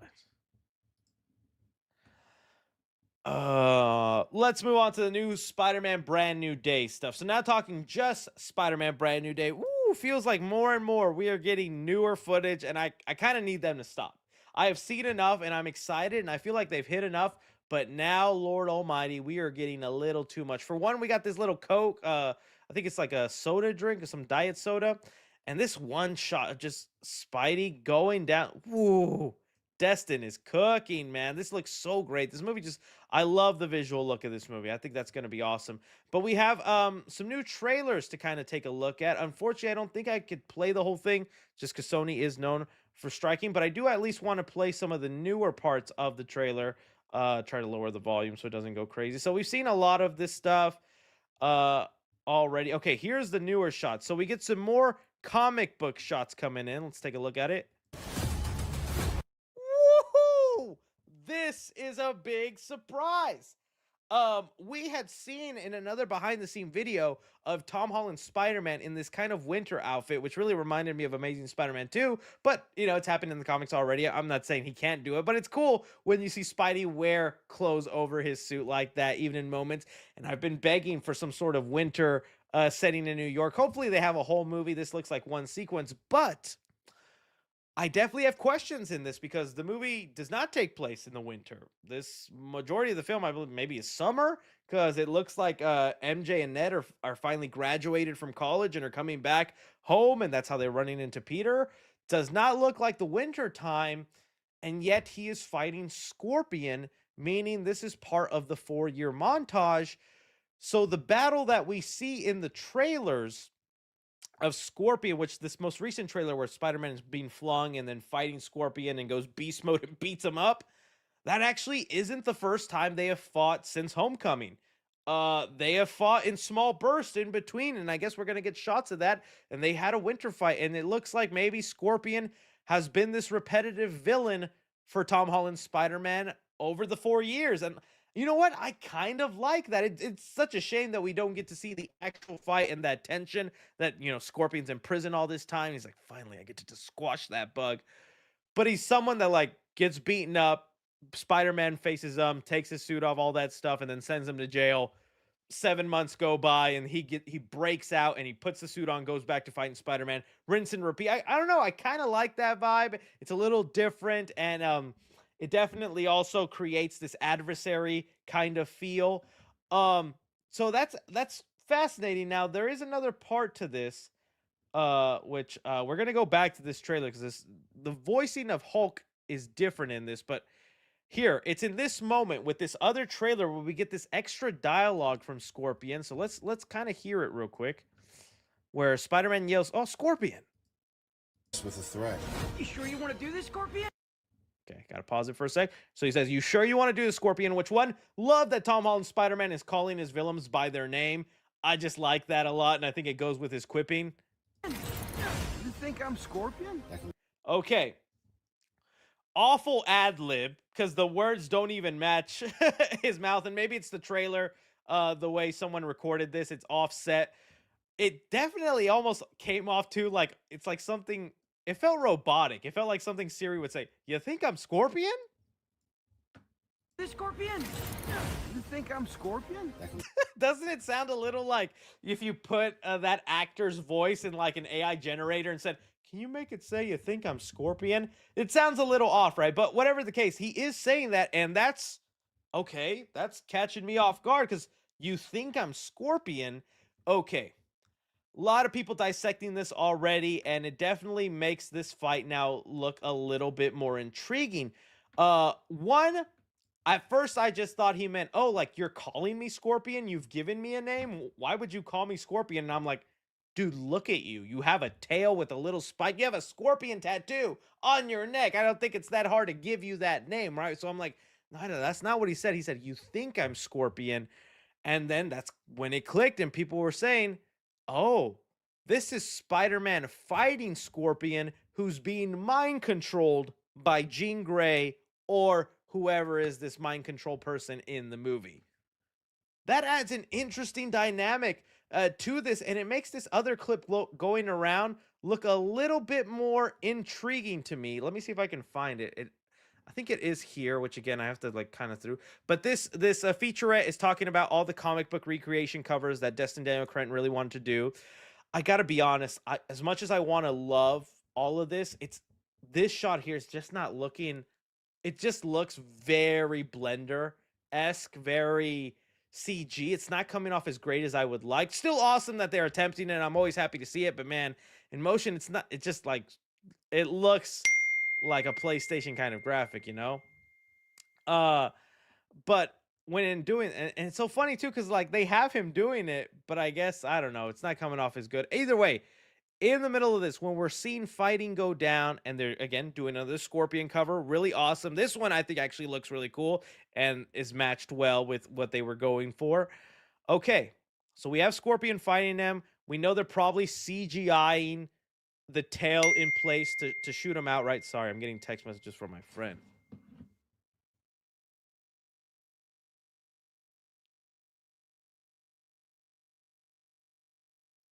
All right. And but when you actually take kind of a look at everything going on and the way it's happening, I don't know if that is supposed to be the scorpion tail doing all this. Because look at this part here. This isn't Spider-Man jumping up in the air. This is Spider-Man being levitated by Scorpion. Look at his hand and what he does and the way Peter's feet are wiggling as he's doing this not out of his will. It's not him jumping. You can see it here. See the way his like feet are wiggling? That's not Peter jumping. So as Jean is controlling Scorpion, Jean is also able to use her telekinetic abilities to control Peter's body and also using his tail at the same time. That is gonna make that battle so much harder. That is definitely gonna be a challenge. And heck, maybe that's the arc for Scorpion a little bit. Maybe Scorpion is actually kind of now a joke villain to Spider-Man with how often he's fought him over the years and he just keeps throwing him in jail. Nothing's changed. Jean is now giving him that little upper hand, and now that fight's going down differently. And if what we believe will happen in the movies, because they keep teasing it in social media posts, that Matt Gargan will become the Venom and he gets that upgrade and then can really overpower Spider-Man, it will make him from the villain who like was nothing to Spider-Man to now this big adversary. So I definitely think that's what's happening here. I mean, it definitely just looks here, this just the way he's levitating him here. Because we see his hand already up in the air there. See, he threw him up and his scorpion tail is still behind him. And then he hits him with the tail. So definitely looks like Jean is able to do. I didn't know that's something Jean can do. I knew she could control you. I didn't know through you she could also use her abilities. But that's an interesting fight. That's cool. I do like the little winter setting. I hope that fight lasts a little longer in the movie because I really would like to see the winter New York look a lot. Here's another quip I really loved. I think the quipping is getting done a little bit better. No offense to Tom Holland's Spider-Man, there's been very little, there's not that many memorable quips. If you guys have your favorite quip of Tom Holland's, throw it in the chat from the last 3 movies. But there's been very little quips. And you could say, oh, you guys are the Avengers. Hey, you're rich. Why are you robbing a bank? It's like, yeah, it's mildly funny, but it never came off as strong as like Andrew's quips, Tobey's quips. Here, the quips in just the trailer, they're really doing it for me with like the, you stretcher? You a big stretcher? All right. And here with the CEO of Sex. The Spidey tracker says Spider-Man is in the vicinity. No way, that's crazy. I like that. That's funny. That feels Spider-Man. He's like, oh, it says Spider-Man is nearby. And is in the vicinity. No way, that's crazy. I'm not like a weirdo. I like that. That's good quipping. I think they're doing a good job in having that all fit in. I'm trying to see if there's any other spots that I'm missing out on that I need to talk about. Again, the movie is looking beautiful. I love all the way it's shot and all that. Somebody said, quit reaching. How is that a reach? That Jean, what else is the explanation for Scorpion doing this and Spider-Man is levitating when his tail is behind him? I don't know, guys. Let me see it. Orange shoes, huh? He says that at one point? I don't know. Like whipping. That looks pretty good. The movie's #1. I think my favorite. Okay, you know what? My favorite one was when he was wearing the Shield black suit, and they're like, "How do you like it?" And he's like, "Ah, it kind of squeezes the old web shooter." Because that was about Tom Holland's cut. Oh, the Hulk. Yes, thank you for reminding me. I was like, there's something else. Okay. Along with the weird voices, there has been an altered change to, how do I say it, to the Hulk's voice in one of these trailers, and it does sound very off. Let me see if I can get to it here. Okay, here it is. You guys tell me. It sounds off. I didn't know you could get that big. I didn't know you could get... I didn't know you could... Spider-Man? Sorry, I'm trying to get to the scene. Fine. You're not gonna get away with this. But this guy might. Oh, what is that voice? That is not what Hulk has sounded like before. Again, that sounds like someone threw in Mark Ruffalo's voice when he is the Hulk into an AI generator and said, "Can you make him say, but this guy is?" Not gonna get away with this. But this guy might. I don't know. What I'm hoping for and what it kind of sounds like, it's Mark Ruffalo's Hulk mid transformation. So his voice is still half him, half turning into the Hulk. So that's why it sounds a little like just disjointed, because it's even his voice, just like all his muscles and body is going big, his voice is slightly changing as he's talking. That's the only way I could think of it. You're not gonna get away with this. But this guy might. Jesus, I've never heard the Hulk voice crack, but this guy might. Some people saying, or Joe fix it, but what's the explanation? What will Joe fix it? What is no? I don't know. That just doesn't work for me. I need to no, I know Joe fix it. I can't, man. I can't. He said, okay, I don't know if I can say it. I don't know if that's Tombstone. Goon voice, that definitely. Sir, you can't goon here. Not gonna get away with this. But this guy might. But this guy can. I don't know. It definitely sounds a little off. Definitely sounds a little bit off. Either way though, still loving everything that I'm seeing. Still so excited. I cannot wait, man. I'm trying to see if there's any last minute things. Oh, this is concept art. Okay, I didn't know if it was an official poster. Yeah, it should be fun. But you guys let me know. Some people are saying in the chat I'm reaching, but I literally see no other explanation. You guys let me know your opinion on it. All right. Okay, that was the final big topic. Let me go into the Reddity and see if you guys are spewing anything worth talking about. No Way Home takes place in 2028. Given the 4-year time skip, Daredevil Born Again Season 3 takes place in 2028 as well. Foggy's death was in 2025. Okay, we're just getting the timeline. Okay, that's good. Yeah, everybody's just predicting this is going to be like the ending shot or the post-credit scene. Man, with everything happening in this movie, if you like fake kill Tom Holland's Spider-Man, you got to do it right. I don't know how you could pull it off, but if you're doing it for the comic recreation, I guess it is Aura. Bruh.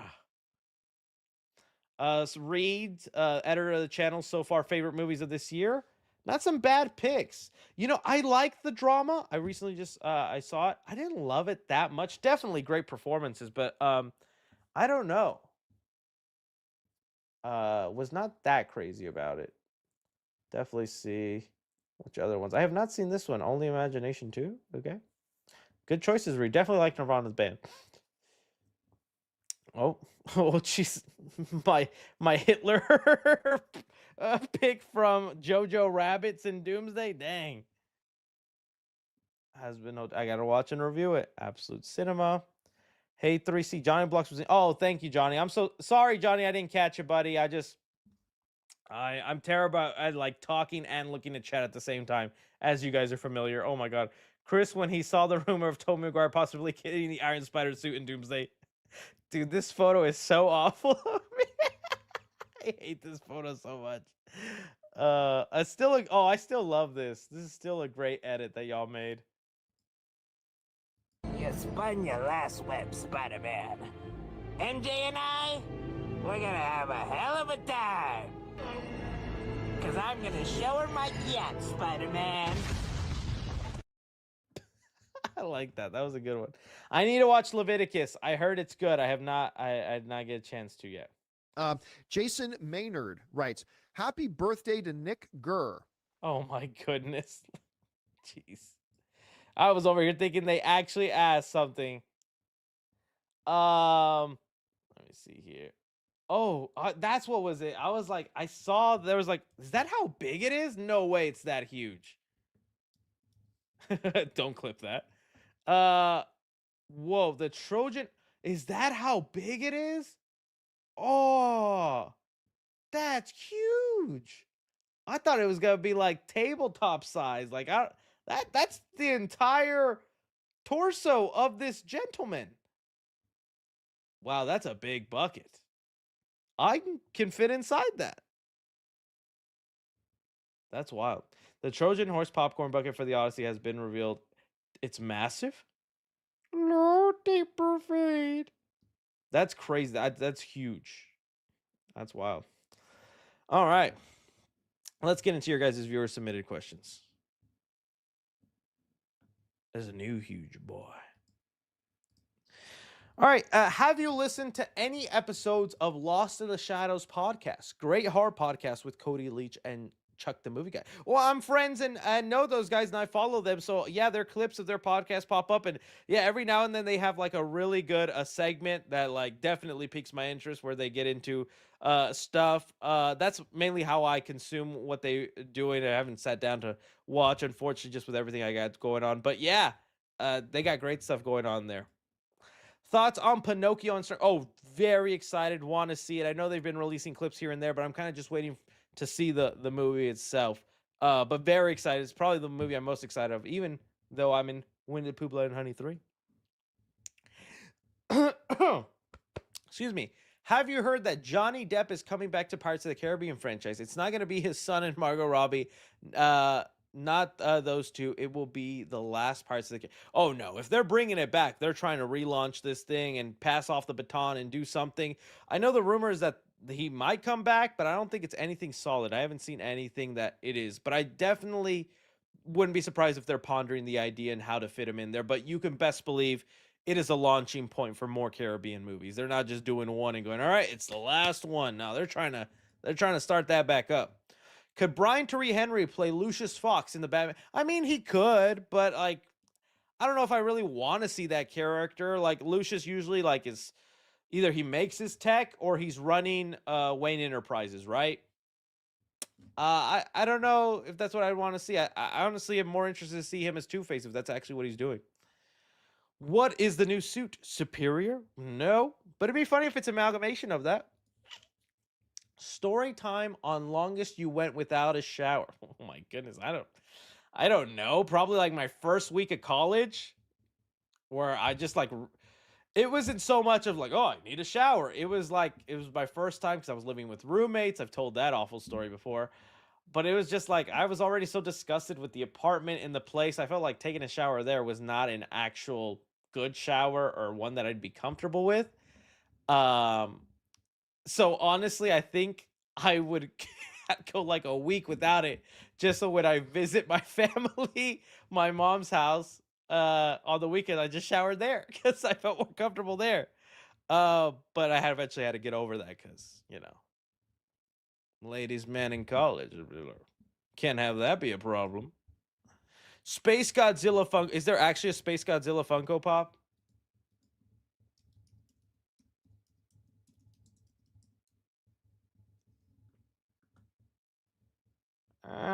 All right. It says here, as a Godzilla nerd, I feel it's a responsibility to help clear the air. No, this is not a MonsterVerse Space Godzilla. Funko is making a Space Godzilla with a color scheme based on the Trendmaster figures from the 90s. Legendary is probably a legally safe name for his pop.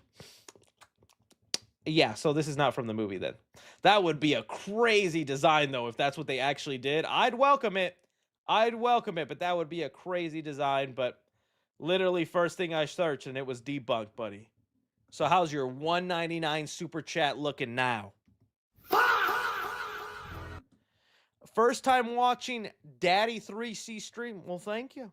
3C doing a live stream on my birthday today. Oh, you get this. It's my birthday! Congrats, man. Have a happy birthday. Congrats on being on John. Yeah, it was a lot of fun. I had a good time. John did message me back about possibly being on more, and I want to do it. It's just with how busy and unpredictable my schedule is. I want to lock down a good day of the week, and I honestly think it'd have to be Fridays, just since I mainly, if any news pops up, I was like, okay, I don't have to do a video because it'll be a topic on the live stream, so it's less stressful. Cape Fear show on Apple TV, highly recommended. I've been hearing people talk about it. Do you recommend I watch the movie? Because I don't think I've ever seen the original Cape Fear. I think I've seen bits and pieces, but not the whole thing, or just go into the show. You look extremely ticklish. I am ticklish, armpits, and that's about it. Not the neck area, not my booty hole, nowhere else. Unfortunately. Which movie will will be better, Incredibles 3 or Incredibles 3? I love Donkey, but I'm thinking they're definitely gonna focus more on making that a comedy and having that just be an entertaining movie, while Incredibles 3 hopefully is striving to be as good as the first. Hey 3C Films, can I get a shout out? Big fan of your channel since 2019. Yeah, Danny Unknown 4. Shout out. Wish they took a Fear and Loathing or Terry Gilliam route with Supergirl Drunk High. Seeing bizarre alien chaos from her POV, especially with how much booze and weed are in this movie. That would have been fun, Reed. I think that would have been interesting. Definitely, I agree. Thank you so much for being here, Reed. Chris, my birthday is Sunday. Can you hit the... It's my birthday. Good stuff. Do you think you'll play the first 4 FNAF games before his third film releases? I hope the new writers help the third film. Well, why'd you include the 4th game? Why not just the first 3? You think the 4th is gonna... I know the 4th is like some sort of like in prequel that fits somewhere in those. I guess that why. Possibly.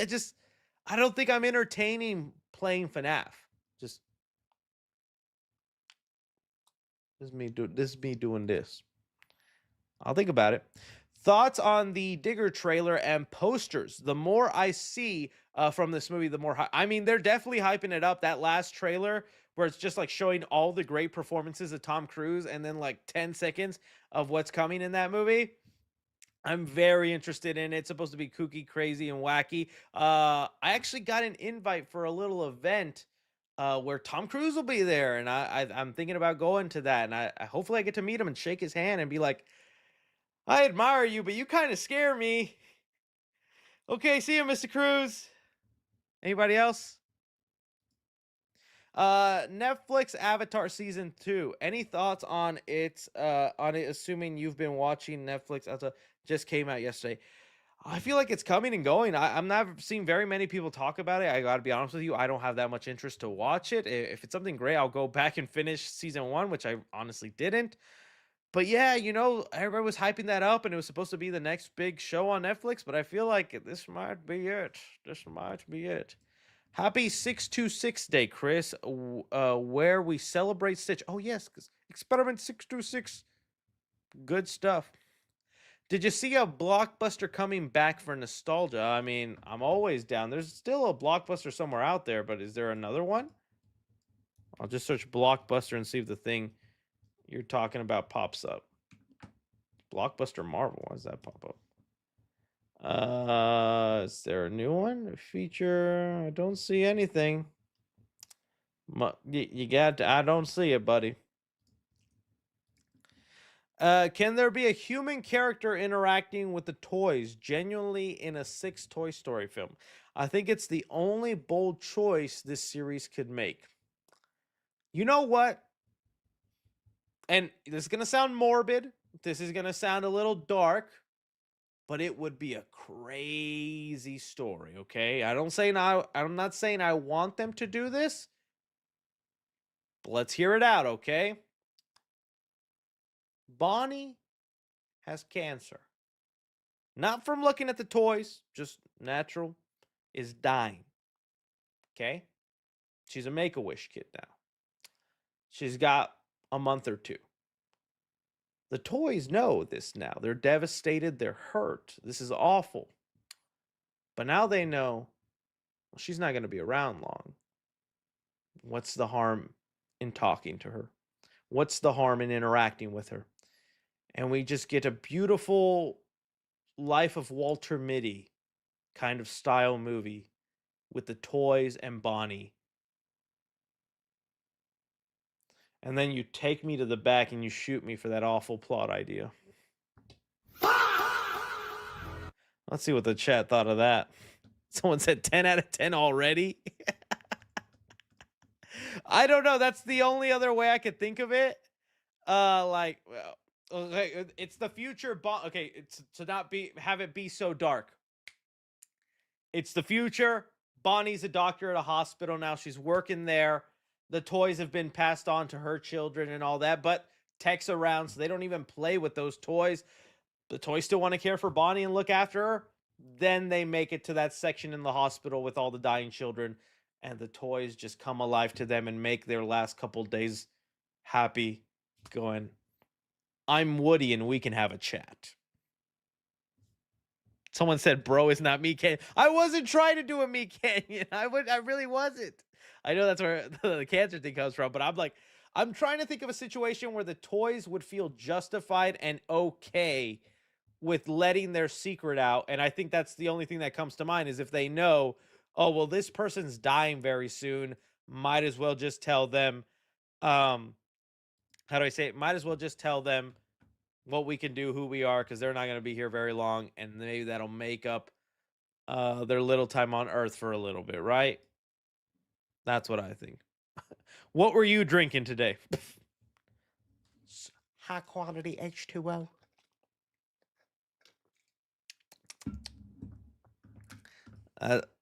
There was my idea. Hit me up, Pixar. I got more. This man must be stopped. Ideas for a sequel to Pixar's movie with no sequel. Oh my God. I just showed you the brain power I have. Let's go into this, baby boys and girls. I've talked about my pitch for WALL-E 2, because I would love it to happen. And it's not perfect, it's not great, but I think there is something there, right? I think what we have happen is in WALL-E. Okay, end of that movie. They're back on Earth. Things are flourishing. Life is back. The Earth is good. But we start to forget our way, and we are accidentally tiptoeing back into relying a little bit on technology, doing things with it that could send us back to where we were when we had to leave Earth. So they decide who was once our hero, who was once the person who got us back to Earth, WALL-E, is now the thing we need to get rid of, is now the thing we need to shut down and put an end to. And I think there could be something there. And it would be a complex story because at the end of the day, although WALL-E is sentient and has feelings, it's a version of an AI. He's an AI with some thoughts and feelings. Earth does not want to end up back where they were, a trash, compacted wasteland. And now it's hurt because a lot of people are calling for the death of WALL-E, saying like, that AI punk is going to lead us back into this planet wasteland. We need to get rid of him and unplug him. But then there's people who's like, no, but he saved us. He's WALL-E's good guy.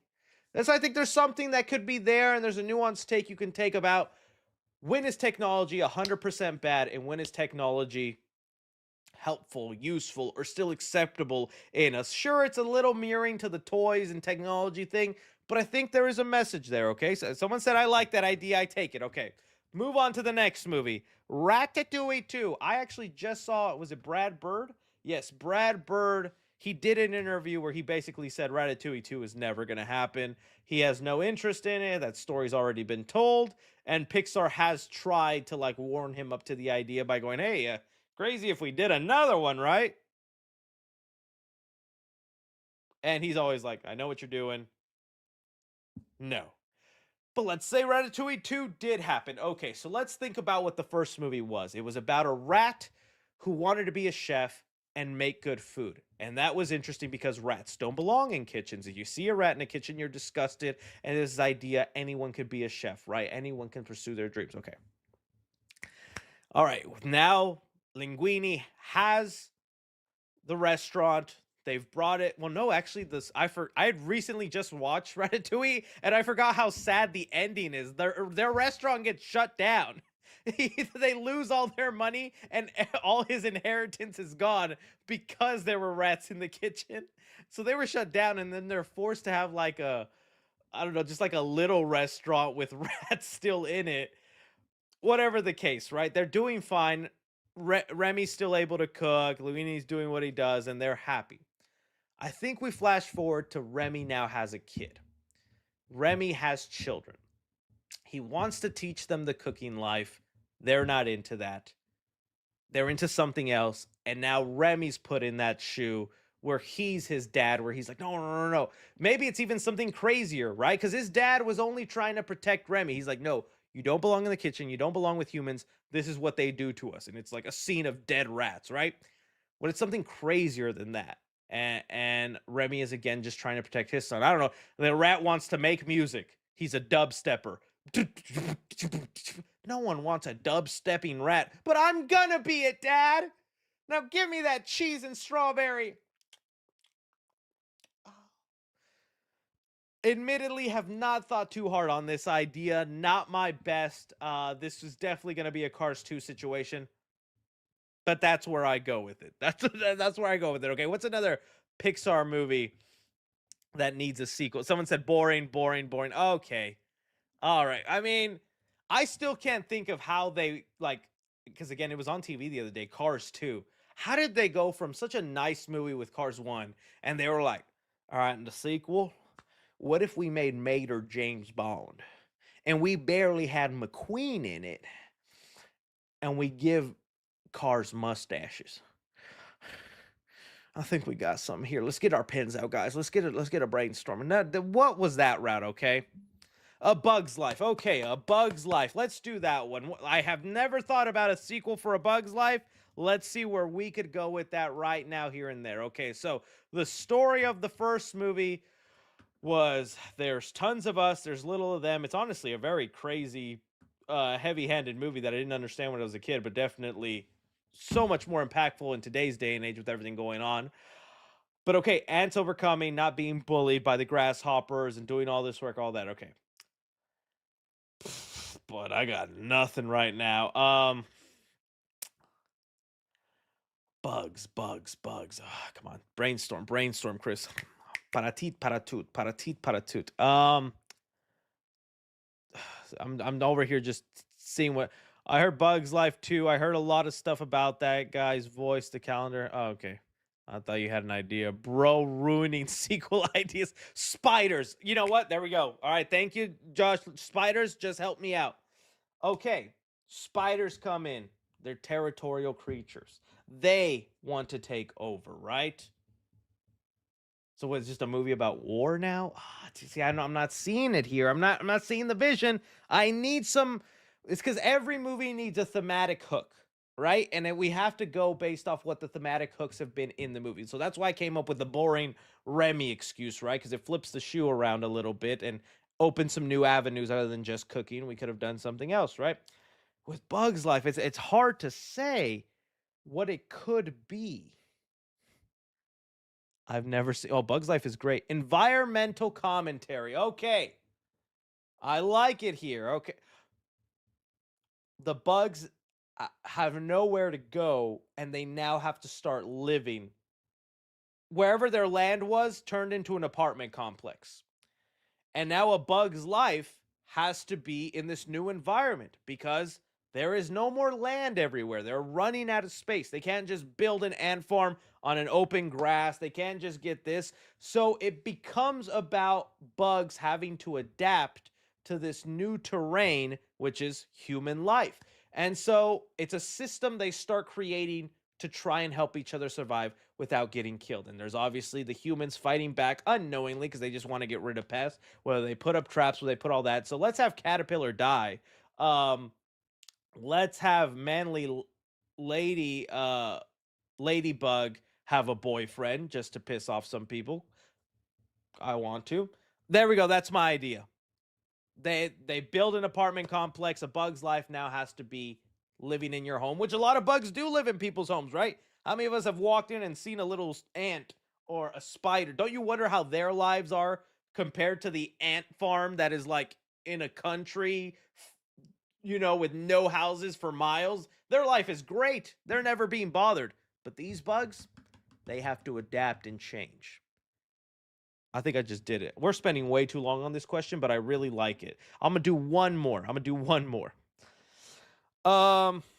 It says, what if the bugs sue humans for their labor? Okay, this is just B-movie, buddy. That is just B-movie. We do not rip off stuff here. We think of original ideas. Okay, up to. Okay, up to. Up to. We have to bury Carl. That's what we're going with. Carl dies. 10 minutes into the movie, and it's as heartbreaking as his wife dying 10 minutes into Up, and you call it Down.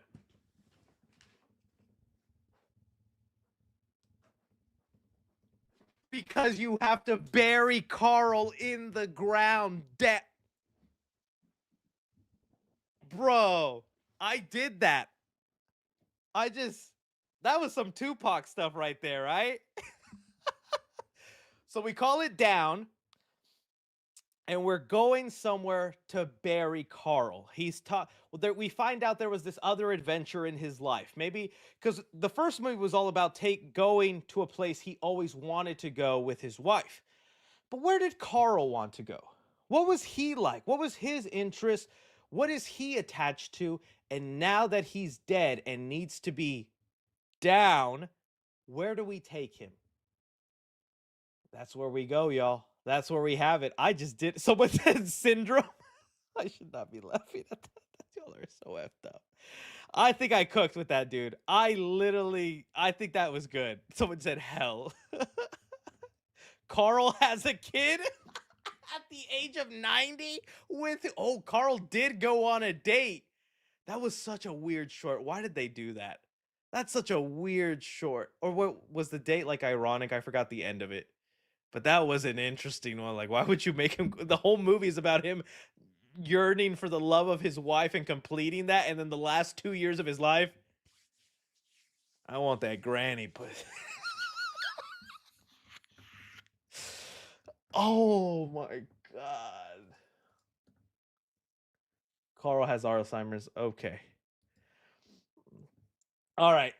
Can you talk about the live action Magic School Bus movie? They found their director. Oh yeah, the only reason I didn't talk about it is because that movie got announced literally ages ago. And now it's just finally happening. Magic School Bus with what's her name? Elizabeth Banks, I believe. Yeah, Elizabeth Banks says here, legendary developing live action Magic School Bus with Elizabeth Banks as Miss Frizzle. Oh, and Detective Pikachu, Rob Letterman to direct. Awesome. Genuinely could be an awesome movie. The potential here is great. I love the Magic School Bus. Yes, I watched most episodes at school because that's how they did it growing up, because there was like learning episodes and stuff. Like the one I think most of us watch is the one where they go into like a kid's body, right? We learn about the anatomy and how the body works and stuff. But so much fun you could have there, so much comedic potential, so much creativity with its visuals. I'm all down for this. I think that sounds like a great idea. And Elizabeth Banks is probably, I think, is good casting for this. Just like kind of a little kooky she is in the Hunger Game movies. That fits the Frizz pretty well. Have you heard of Brad Bird's? Yes, Ray Gun. I'm interested in it. I hope it's good. Yes, I have heard of it and I'm excited for it. Would you rather we see a Family Guy movie or another South Park movie? If you haven't checked out I've seen a couple of South Park movies. I think South Park, for the most part, always has like good, funny commentary and subverts things in a good way. Just because we've already had South Park movies, I would just like to see the Family Guy movie. I'm at work watching right now. Never want to miss my go. Oh, I appreciate you, Christian. Thank you, buddy. Thank you. What are your thoughts on the Death of Robin Hood movie, if you saw anything about it? Oh, I have not. I heard it's very depressing, but that does not shy me away from it. I like Hugh Jackman. I actually even don't mind the idea. It's like the final days of Robin Hood and all this stuff. I'm still curious to check it out. Probably going to be, though, till it lands in digital. What do you think they didn't talk about FNAF 3 at CinemaCon? It took them 6 months after the second movie came out to give an update for the third movie. I think maybe they were just still going around and lining up all their ducks, getting the writer in place, everything. I think things were just not locked down.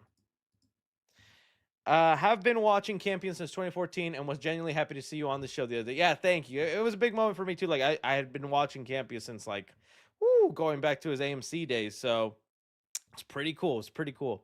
Any Twisted Metal Season 3 updates ever Oh, yes, I did finish Season 2. I liked it. I did think the ending was a little ridiculous in what they did. I'm still down for Season 3. I think they announced, like, Mark Hamill is coming in, like, as a voice or something. I'm for sure down for it. It's actually, like, a little guilty pleasure show. Imagine John Campea introduces you yesterday as the Goon Master. Now, that Look closely at 3C Films. What if Scorpion starts Brand New Day already with the symbiote and injects it into Peter by stinging him with his tail, and this is how Peter's mutation starts? That would be crazy. That would be interesting theory, Jonathan. Any tips on driving? I'm going to get my license soon, but I'm nervous. Also, I love your videos. I literally watch you every day. Bro, driving is different, man. I don't want to scare you, dude. But the thing I hate about driving is you could be doing everything right, and it's all up to another a-hole who's not paying attention, not doing the responsible thing, and then they hurt you. Again, not trying to panic you about that. It's an unfortunate reality. But I also will say, I remember having those nervous anxiety feelings before driving of like, oh my God, am I going to crash? I can't go on the highway. It's too fast there. It'll all pass. You'll feel comfortable. Don't get too comfortable. You start texting or doing dumb things, all that, 'cause then you don't want to be that guy hurting someone else. But just know that anxiety you might be feeling, it'll pass and you'll be good at it. Sometimes it's just nice to drive, put on a podcast or some music, and let the world take you. Not out of this world, but just, take you in the moment. I don't think that was helpful. I'm sorry, man. I watched Masters of the Universe last Sunday and I loved it. It was an incredible movie with great action sequences, amazing VFX, and impressive CGI. I agree. I thought the visuals were actually really good. I had fun with it. I did like it better than Supergirl. Sucks that it's just not making that much money. Hey, Chris, my GF Emily is going to Japan. Can you tell her she better make it back and not go missing because I already bought the Brand New Day tickets? Well, Emily, be careful out there. And while you're there, get him some retro game stuff. Japan's got a lot of cool stuff, Game Boys, Nintendo things. Bring back something awesome for our boy Chris Coleman, okay? But priority is you to come back. Have you seen the retrospective trailer for? Yes. I saw. My theater was so confused, and one guy shouted, I thought Tom Cruise died." It does kind of play that way, right? It's like remembering Tom Cruise, and it's like so much footage of his past. You're like, okay, I get it. Can we get to like what this is? It's like a 2-minute trailer where the last 10 seconds is of the actual movie, and so much of it is like Tom Cruise here, Tom Cruise. It really does feel like an obituary. Please, Amazon, I need the Masters of the Universe sequel with She-Ra. She looks hot AF. Also, Chris, awesome seeing you at the John Camp show. Thank you. I'm curious. A lot of people like this She-Ra. I know nothing about her, but it's cool to have some people hyped about it. I hope Amazon actually sticks through with what they're saying, that, yeah, not a commercial success in the theaters, but I think with streaming, I think streaming, it'll do amazing. And hopefully that'll give them the push to just go again with a sequel. One thing that DC has annoyed me is that they keep keeping the DC Studios logo for certain Elseworld projects, and has me more confused in thinking it's canon to DCU. Has there been an Elseworld project that they've used it in? They haven't yet so far. The first Elseworld project in the post-James Gunn era is going to be the Batman Part 2. Everything else is DCU. Creature Commandos, Peacemakers, Superman, unless... Is Cape Crusader have the DC Studios logo that I'm not aware of? I think the first one is going to be the Batman. We'll see. I mean, Clayface is DCU, so that's also going to have the DCU logo in front of it.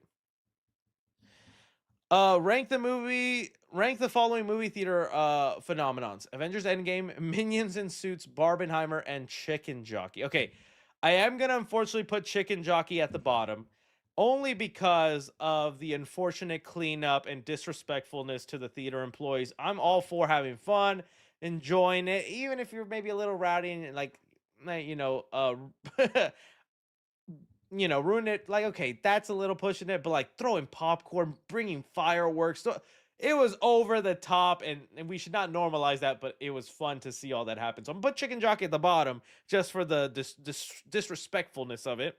Then I'm gonna go Minions in Suits, not really for any reasons other than, it's just kind of funny. People got in suits, and I did see that. I remember I went in a suit, and there was like 2 other guys in that Minions movie who wore suits. I think that's just funny, and that one's harmless and treating it like a business meeting. That's harmless. I just think it wasn't as big as some of these other ones.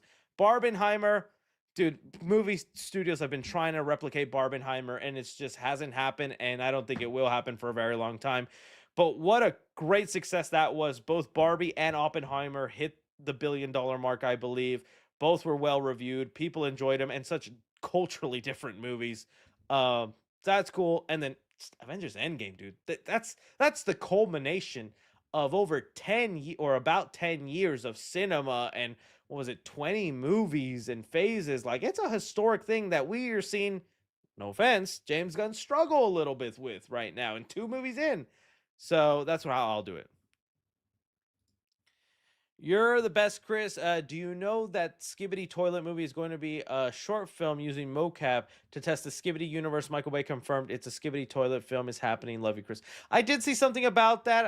I think, if anything, the Skibidi Toilet movie is more likely to happen now because of Backrooms' success. So I wouldn't be surprised if that short film just turns into a real movie. But I think the short film idea makes sense because it's like, hey, it's a guy's head out of a toilet. Can we just do like a practice test before we spend $100 million on this?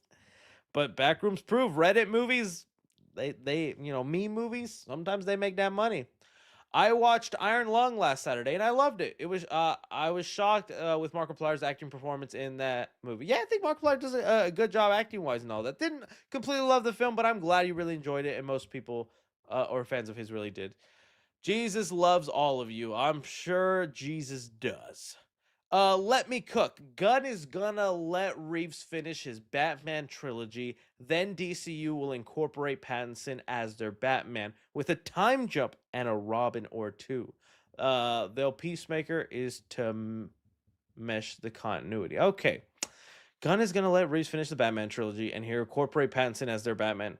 That'd be interesting. I really don't know if like Pattinson would be all up for, because that'd also be such a commitment, not only just doing the 3 movies, but then then doing the Justice League, any others following sequels to that. I think he's trying to speed run the end of the Matt Reeves so then he can put the pump the gas on his Batman. We'll see. Interesting. Hey 3C, have you seen Widow's Bay? If so, thoughts. Also love your channel and tune in every. Yes, I finally finished season 1 of Widow's Bay. All right. Where to begin on this? So Widow's Bay is a new show on Apple TV. It just concluded, I think it's first season, and it is gonna have another season. It's a very hard show to kind of explain. All you really need to know is it follows this small town on an island. They really would like to get the economy of their island up, so they're trying to get tourists and visitors to come. That way more money and stuff flows and the island can thrive. But there is a curse on this island and bad things happen. Okay, what I really did love about this show is I do like almost the Goosebump or Twilight Zone feel that every episode has. Bad things do happen in this island, and although it is a connected story, that goes on, I liked how they were able to make almost every episode their own little kind of monster of the week or situation of the week. That was very enjoyable. There was even like a slasher episode, and I love that. One thing that I also enjoyed that I didn't catch on to until kind of like the second episode, the show has a really dry, serious sense of humor, but I loved it, man. It's not like really in your face trying to be funny, but it's that kind of like almost Jason Bateman type humor, or I would say even almost British kind of humor, where it's very deadpan, but it works so well. It had me laughing several times. I like the cast, Patricia, especially, the actress that portrays her. She was really great in it, and in fact, her character gets the 2 best episodes.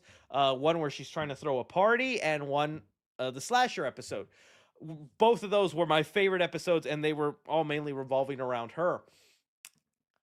Unfortunately, though, I'm not as high on the show as a lot of other people. Maybe it was a little overhyped for me, where I didn't dislike the show. That's not it. I still liked it, and I'm curious for season 2. But the way some people were talking about this, like it was the next best thing, like it was amazing, it was gonna blow your mind. It didn't do that for me. In fact, there was a couple of episodes in the middle where I was a little disinterested, and I just didn't connect with. I did like the flashback episode they had, but then the following episode where there's a guy in a coffin, I'll just say that. I don't know. It just like it was funny, but I was just like, this is just odd. I don't know. I'm not jiving with this episode. And so there was a couple of that, but I do think it ended strong. I do like the story that plays out, and I like the mystery that they're setting up for what they could explore with season 2. So yeah, you guys let me know again with the speed or Chris Pratt in the chat. But yeah, I did like it. I'm not as high on it as other people, you know? Maybe just me. Just me.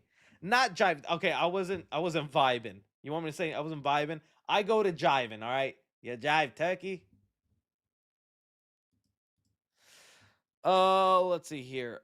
Have you seen the Markiplier E meme? Oh yeah, E. It's a picture of Markiplier's face Photoshop onto Lord Farquaad with the letter E. Yeah, I've seen it. It's hilarious. The Creeper from Jeepers Creeper fights the main horror icon. How far does he get? Fights the the main horror icons. Okay, if you're talking main, I'm picking 4. I'm going Freddy, Jason, Michael, and Ghostface. All right, let's just throw Ghostface in there. Okay, those are the 4 main I'm going with. Okay, against Ghostface, he's killing him in like 5 minutes. It's a regular person that just happens to have a knife and a costume. I think the Creeper kills him very easily, right? Michael Myers. If I know there's like supernatural kind of twist to him sometimes, at the very essence, he was created as just a regular crazy guy who wants to kill people. I think the Creeper gets him, especially since he walks. So once the Creeper starts flying him and Michael's just head snatched off, dies. Now Jason is interesting because half his movies regular dude, other half zombie, supernatural, crazy, and space steroid up Jason X. If it's the Jason from the first 4 movies, dead like Michael. If it's the Jason from the other ones, I think maybe also ends up dead just because of his slow-paced nature. He's got the strength, but I think the Creeper is equally as strong. So I think, well, maybe not kill him. I think even if it decapitates or removes his limbs and Jason could still be alive, that still disables him.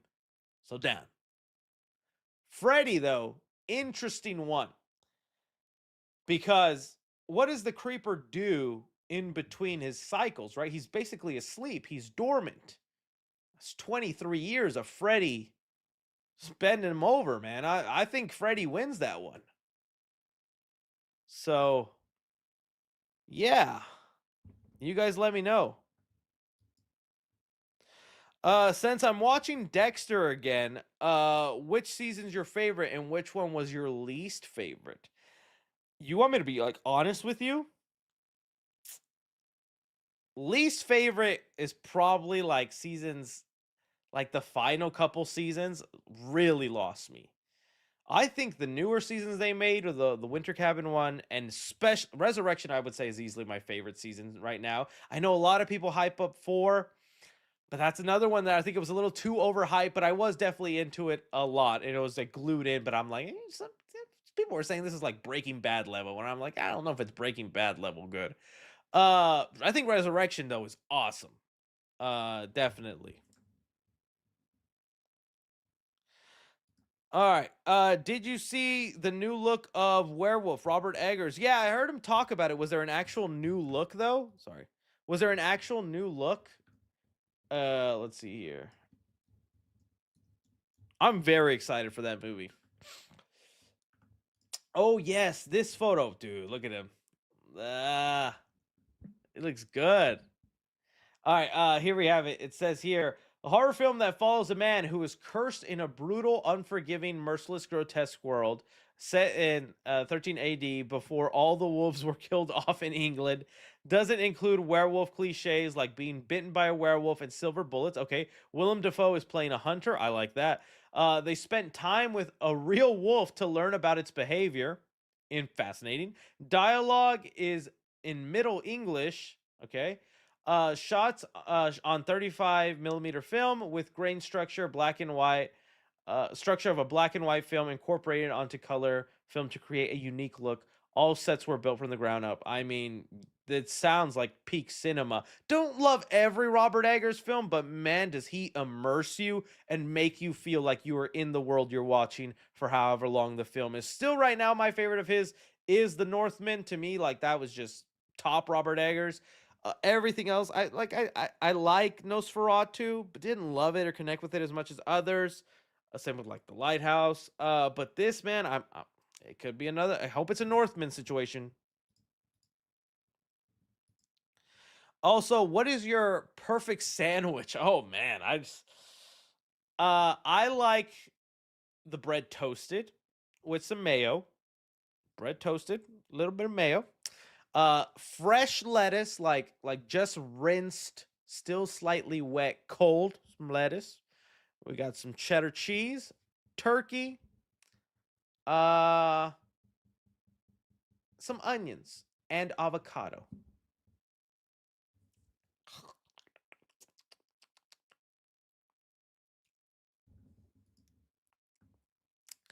Let's see here. Your best YouTuber. You're the best YouTuber, Chris. We all love you, buddy. And did you know Doctor Doom is gonna kill all Kangs and Thanos, and everybody's coming back for the next 2 Avenger movies? We'll see if it happens. I'm curious. I'm sure they're gonna do something to make Doom look very powerful. Have you seen Zack Snyder's Watchmen? And if so, what is your opinion on it? Personally, I think it's one of the best. See, y'all gonna hate me. I have never watched Zack Snyder's Watchmen. Now, okay, before. I'm a Zack Snyder hater. In fact, I really like his visual style. Big fan of Man of Steel. I've grown a little bit on BVS, the Ultimate Edition. Love his Zack Snyder, the Justice League cut he made. Love it. Watchmen, I never got around to because I always told myself I'm going to read the comic first and then watch the movie. And I've just never done that. So then I've never watched the movie. Definitely is getting to the point now where it's like, I just want to see the movie now at this point. But it's just because when it was coming out, it's just the Watchmen comic was so talked about how revolutionary piece of comic book media it is and how it changed the genre. And they even teach classes about it in college. And I was like, oh, I got to pick this up and read it. And I did see the reviews that people were like, oh, it's not as good as the comic, not as in this and that. So I was like, okay, I wanted to read the comic before I watched the movie, but now it's been years. Never got around to it. So people just saying just watch it. So yeah, say it was boring, honestly. I don't know. Visually, it looks awesome. So I'm kind of curious about it. The Arkansas's box office is going crazy for this. I'm going to say, okay. I say yes, good. I watched A Furious 7 for the first time yesterday. Was wondering what your thoughts on it are, especially that ending. Furious 7, that's the Paul Walker one, right? That's the last one he unfortunately did. I mean, honestly, James Wan did the best he could with the hand he was dealt. Obviously, that's being inconsiderate to Paul Walker's death. Obviously, that's the big tragedy, real life event. But just speaking in terms of having to be a director whose movie was like only halfway shot, having to somehow figure out how to reincorporate those scenes, redo it, and give an ending for Paul Walker, I feel like he did it. It's not a perfect movie, but again, it was the circumstances, and James Wan handled it well. My throat's dry. Sorry, guys.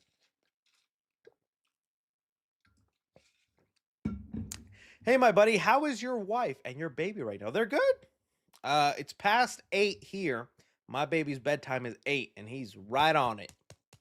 Always falls asleep, which I love that we've gotten him in that routine. So it's 9:20 over here, so he's already asleep. So that means my girl's probably asleep as well, or she's just doing stuff she couldn't do because she was taking care of our little baby boy. What I would do to my robot if it looked... Jesus, man. Chris, do you have any merch or plans to make merch? I'm even talking with somebody about like updating my logo a bit. I'm really trying to find some sort of graphic designer because I want to make my own version of like a little dead meat or intro, just some like 3-5 second graphic. I have not been able to find someone for that. Definitely if you're somebody, hey, I'm willing to pay decently. I definitely am trying to just find somebody to make a graphic and even a music, just a little tiny jingle, something that would match the channel, just because I would really like that branding. Uh, and then that could segue us into merch. Now that I have like a logo, I'm happy and want to stick to for a while. All right, I didn't know if the last one went through, but do you have merch? Yeah, I did. Thank you. Selling some signed Chucky Pops. No, do I have a signed Chucky? If I do, it's this one. Let me see. Oh, sorry, it's been a while since it's been moved. Oh yes, it is signed up. I figured this is the one I have. It's by Brad Dourif to 3C. Heidi ho, ha ha ha. Yeah, he was at Frightmare a couple years ago. This is the pop that goes in it. Have it on display. I don't think I'm selling this though. It's my prized possession right there. That's Mr. Brad Dorf signed that for me. He said he called me his friend. Heidi ho, ha ha ha. I'm gonna put that back later. All right. What are your thoughts on the rumor of David Robert Mitchell writing FNAF? Oh yeah, we talked about that already. It didn't end up being him though. Do you know that Johnny Blocks was in? No, I didn't know that. It's awesome though, Johnny, buddy. Sorry I didn't get to see you in time. Will you still be seeing Pinocchio and Strung in theaters? Oh yeah, definitely will. Definitely will. Hey Chris, much love. Do you have any plans of streaming the Wolverine game when it comes out? Yes, I've talked about that. I do plan to. We'll see how long the game is about finishing it all. It's very time consuming, and I have father duties to attend to and channel duties to attend to. But I do want to play a good chunk of it on stream. Since the new Lego Batman game came out, great game. Do you think Spider-Man should be next? That would be awesome. I mean, I'd love it. I wouldn't mind it, especially if they do a similar thing with like what they did with Lego Batman, encapsulating some of his greatest stories all into one. So yeah, but we'll see. Insomniac has already, got a good handle on Spider-Man games though. Hi, will it happen? Hi, will it happen to that you and James Rolfe do a video together? It would be awesome. Probably third time I ask. James Rolfe. Why does that name sound familiar? Oh, Angry Video Game Nerd. Dude, much love and respect to Angry Video Game Nerd. I just know him as Cinemassacre. I used to watch a lot of his Angry Video Game Nerd videos back in the day. Now I mainly kind of just watch his movie related videos, whether they're reviews or his topics. He just did one about like why he hates modern movie theaters, and honestly a lot of things he listed I was like, I'm kind of responsible for some of that stuff, like popcorn buckets. He hates popcorn buckets, but it's like, I understand they're a fad, it's growing old, but I love him. Love his content. I don't know if he'd be wanting to collaborate with me. Reminder that the MCU is Earth and not, okay, buddy. See this hand? You know what we meant. We don't need to do all this. Feige is insistent on doing that, and it pisses my comic purist heart. I think we should kidnap Kevin Feige. Chris, you're my favorite YouTuber, not just because you're hilarious, but you got good morals and seem like a great dude. I mean, I'm not perfect. I definitely, guys, I definitely don't think I'm a bad person. I don't think I'm no role model, okay? I could definitely be doing better. There's things I could improve on, but I do appreciate you saying that. Thank you also. Who inspires you? Inspires me. I mean, right now, Curry Barker, huge inspiration. People like James Rolfe from Angry Video Game Nerds and Massacre, people like that a lot. Just anybody who pushes the ideology of like, following your dreams, working hard, things like that. Right now, I need to find someone that can motivate me physically so I can finally push myself in that. A lot of Rocky edits I've been watching lately. Tomorrow. There is no tomorrow. There is no tomorrow. And then just that shot of Rocky. As the dreams are, you must fight. That's me grabbing my opponent's balls. Yeah, good stuff. If you could pick any Spider-Man villain in any MCU Sinister Six, whether they appeared in the movies or not. Who would you pick and why? Spider-Man villains in any MCU Sinister. Oh wait, if you could pick any Spider-Man villain in an MCU Sinister Six. I mean, I like Michael Keaton's Vulture. Like, if we're picking for Tom, then this is who I would like. Michael Keaton's Vulture, Shocker, this time with an actual suit, Scorpion. I do think you do Mysterio in there, but have him be only hologram, controlled by the people who got away at the end of No Way Home. I mean, Far From Home. They're still out there, even if Quentin Beck's dead. It'd be funny to carry on his legacy. I still need a couple more, though. Hobgoblin Ned. I think he's coming. I don't know if in this movie, but I think they'll lead up to him. I don't know why any of these guys would be hanging out. Let me see here. Who else? We need one more person. I'm trying to think. There's really has not been much. The Tinkerer. I already said Scorpion. I said Scorpion. Let's just add in another random villain that has not. Let's just throw in a Rhino. I would like a Rhino in there. It would have been better to see Tobey in that Alex Ross suit for a nod to the concept art instead of the Iron Spider suit, Doomsday Secret Wars. It would have been interesting. Yeah, that would have been nice. But I'm curious to see what they do with it if they actually do it. Your top 3 deserts of all time. Buddy Jeff had a really nice one, but it got shut down for some reason. I don't have any. What, Hawaii? Okay, Hawaii's an island, right? So Hawaii, Madagascar, and Gilligan's. Gilligan's, there we go. Those are my favorite islands. Hawaii, Madagascar, and Gilligan's Island.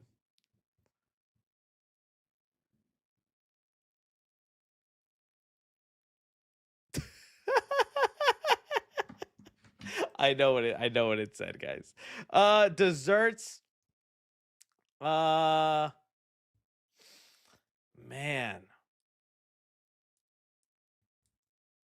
That's tough because you know what? As I've gotten older, and this is what sucks. Sensitive to sugar now.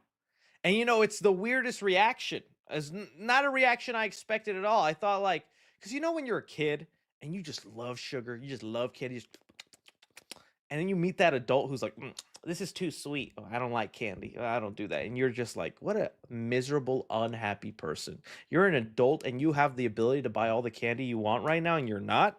Jump off that bridge. Do it.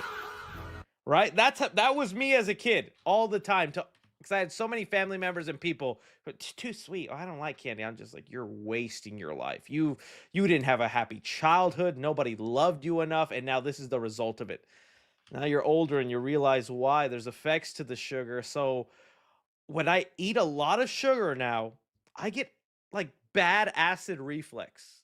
I did not know that was a side effect. Out of everything that could happen, toothaches, acne, I don't know, upset tummy, acid reflux when I have too much sugar now. It kills me to sleep. It bothers me. I hate it, dude. I hate it. Someone said diabetes, Chris. That's diabetes.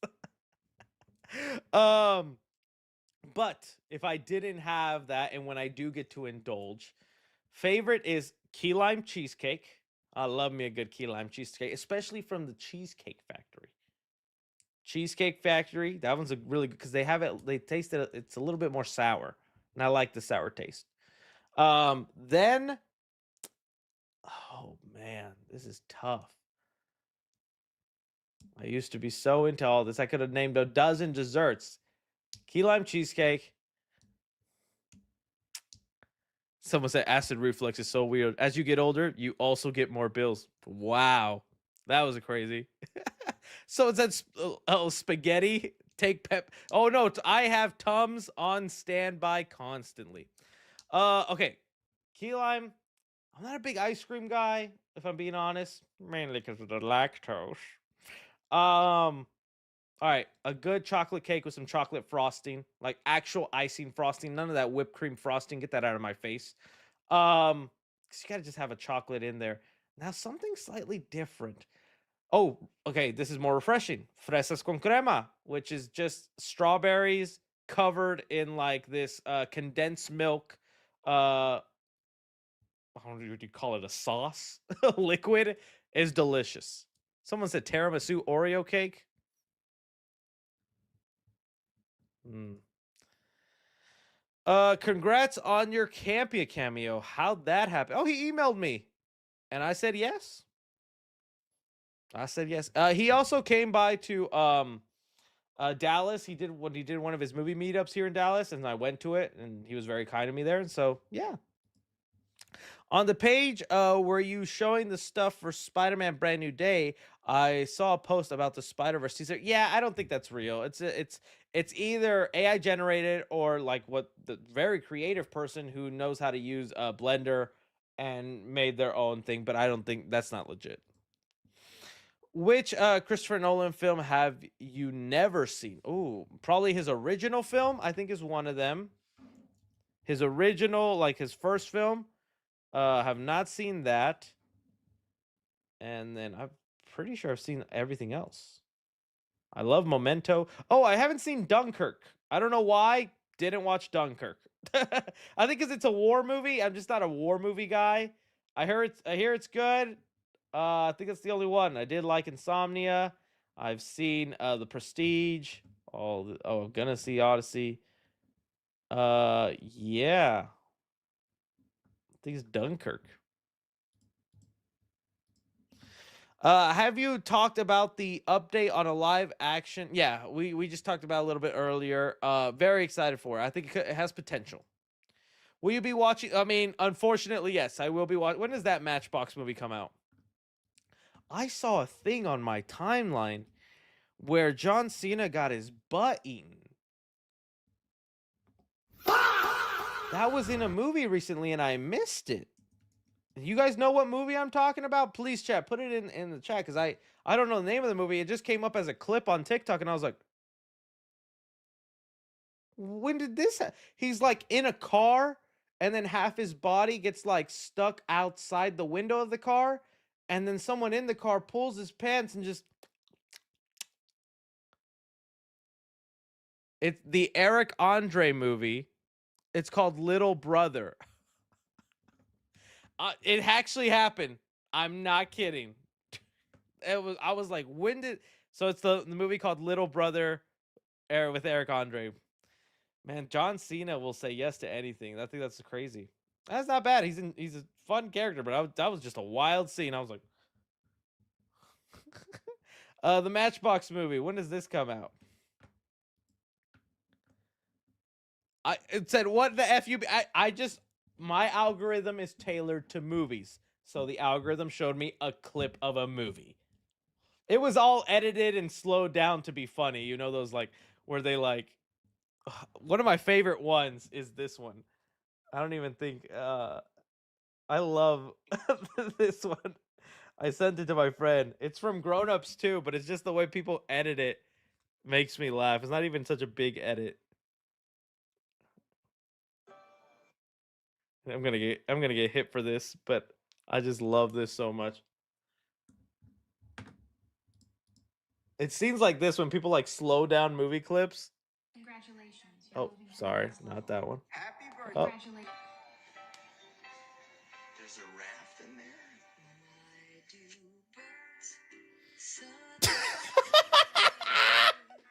I love that. There's a raft in there? I love that scene. Just show the clip, bro. I did show the clip, bro. October 9th for Matchbox. Yes, I will be watching the Temu Fast and Furious movie. 3C, you're the GOAT. Are you hyped for RDJ as Doomsday? I'm interested. I'm not totally against it. I totally get why people were still hoping there's a real Doctor Doom or a Doctor Doom that is from the Fantastic Four universe played by somebody else, but I'm interested in it, and I'm curious how story-wise that all pans out. But yeah. Me and my friend grew up watching your videos. Love you. Oh, thank you. You and your friend? Based. Rate your excitement level for FNAF 3 from 1 to 10 now that I mean, I'd say it's an 8. Before it was about a 7, a 6.5 just cuz I knew it was just not going to be as probably as good as I would hope just with the quality of the last 2 movies, but I'm like it's going to make up for it cuz I'll get a ton of Matthew Lillard and Springtrap and that'll be it for me. But this it gives me a little bit more hope. I'm keeping my excitement for FNAF 3 low, so I don't be disappointed like last time. Also, you think if better, dude, I think they should. I'm not even kidding. You've proven they will show up. People will be there. I think if you make it rated R, that also adds another layer of like, oh, this one will be different. This one they'll actually push the limit and do crazy things. I say do it, Blumhouse. You have nothing to lose, and you'll be surprised. I think with the financial income for people wanting to see an R-rated FNAF movie. Who you would like to direct an Elm Street reboot? Ooh. Well, I want to see what Curry does first with Texas Chainsaw, because I know he expressed interest in that. But let's see what he does with Texas Chainsaw first. I'm still always going to support him if I don't love Texas Chainsaw, but I'll be like, okay, let's let someone else do Nightmare on Elm Street. I was excited because the other person that they asked for this before Curry was the director of oh jeez, he just did The Mummy. His name is slipping my mind. You guys in the chat will let me know. But he did Evil Dead Rise, and I thought he did such a cool job with that, and I liked his visual style and his gore and the fun he had with that. But then when I saw Lee Cronin, and Lee Cronin was also someone who was asked about, would you like to do Nightmare on Elm Street? And he was like, yeah, definitely, I want to do that. But after seeing The Mummy, I was just like, I don't know. I don't know anymore. I really don't know. I just want someone that will visually take advantage of the dream sequences. Like, because I think that is untapped potential. If you get a good director with a unique eye and can do something fun, the dream sequences, you could be so creative and different. I understand you still have to do it on a budget, but I think, again, you get the creative director that is capable of that, and you don't just have every dream look like a place that hasn't had human touch it in like 40 years with just vines and fog and smoke everywhere. It's like, no, you could do something more fun and creative and all that. But I really don't have anybody. Sam Raimi, I mean, I wouldn't have mind that. He has a campiness to it that probably fits Freddy. James Wan, heck yeah. Fede Alvarez, heck yeah. Those two names, those excite me. Those I would say. Parker Finn, you know what? Yes, but let me see what he does outside of Smile. So yeah, Jordan Peele, sure. Someone said Jason Blum. He don't direct. What do you think will be bigger, GTA 6 or Doomsday? Ooh. I mean, money-wise, I think GTA 6 will probably, believe it or not, make more money. I think video games make a ton of money, and all that. So probably GTA 6. But Doomsday will still be big. This was Endgame. Different conversation. Can't wait for the first Spider-Man Brand New Day merch video, and I better see you in that tight spider suit, Papa. Oh? Didn't see Scary Movie yet. Worth watching or no? I would say wait to stream. Don't go out to see it in theaters. Chris, I'm graduating tomorrow. Do you have any advice, graduation lore? Thanks for the great content.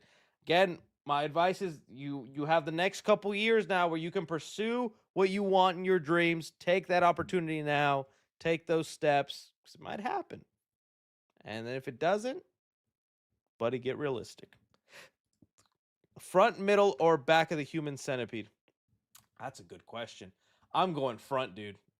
Anybody who picks middle or back, freak. Bro, if you're picking a middle, hey, I'm side-eye. I know what you are. Who's picking middle, dude? Not only you got one in your mouth, someone else is on yours. I can't imagine the pain and the taste. And, you would say, yeah, but then at the end, you get the final meal. All right, but my butthole's still intact. I'll eat leftover poopy poop, but ain't nothing wrong with my butt, right? It's always front. The answer is front. There's no other. I'm sorry. If you're in the front, you only get it from the back. I mean, yeah, but yeah. At least I can still eat some food though. That doesn't taste like poo. It's a hard one, but I think the top answer is always front. A new trailer for hit 7 million in 2 days. That is awesome. I'm so glad Surf Fred, the Surf Hut universe, hit 70 million. Woo! I don't know the acronym. Sorry, buddy. Chris, hear me out. The symbiote jumping from Tom to Tobey to Andrew in Secret Wars. Ooh, I like that. That'd be fun. That could be visually fun. That could be visually fun. I like that idea. Good theory. Oh, the Big Bang Theory. Is that what the acronym was? People. Hey, Big Bang Theory universe has fans. Whoever scooped Lotso would return. Needs to retire. Yeah, I don't think Lotso's coming back. Same with Andy. Any big plans next weekend for the 4th of July? And will you still be going live with the? Yeah, I'll still go live. I'll set off a firework here in the studio and get kicked off YouTube. You see, there will be animated short. Yeah, I did see that. I like that. They're maybe bringing those back. I always like the shorts.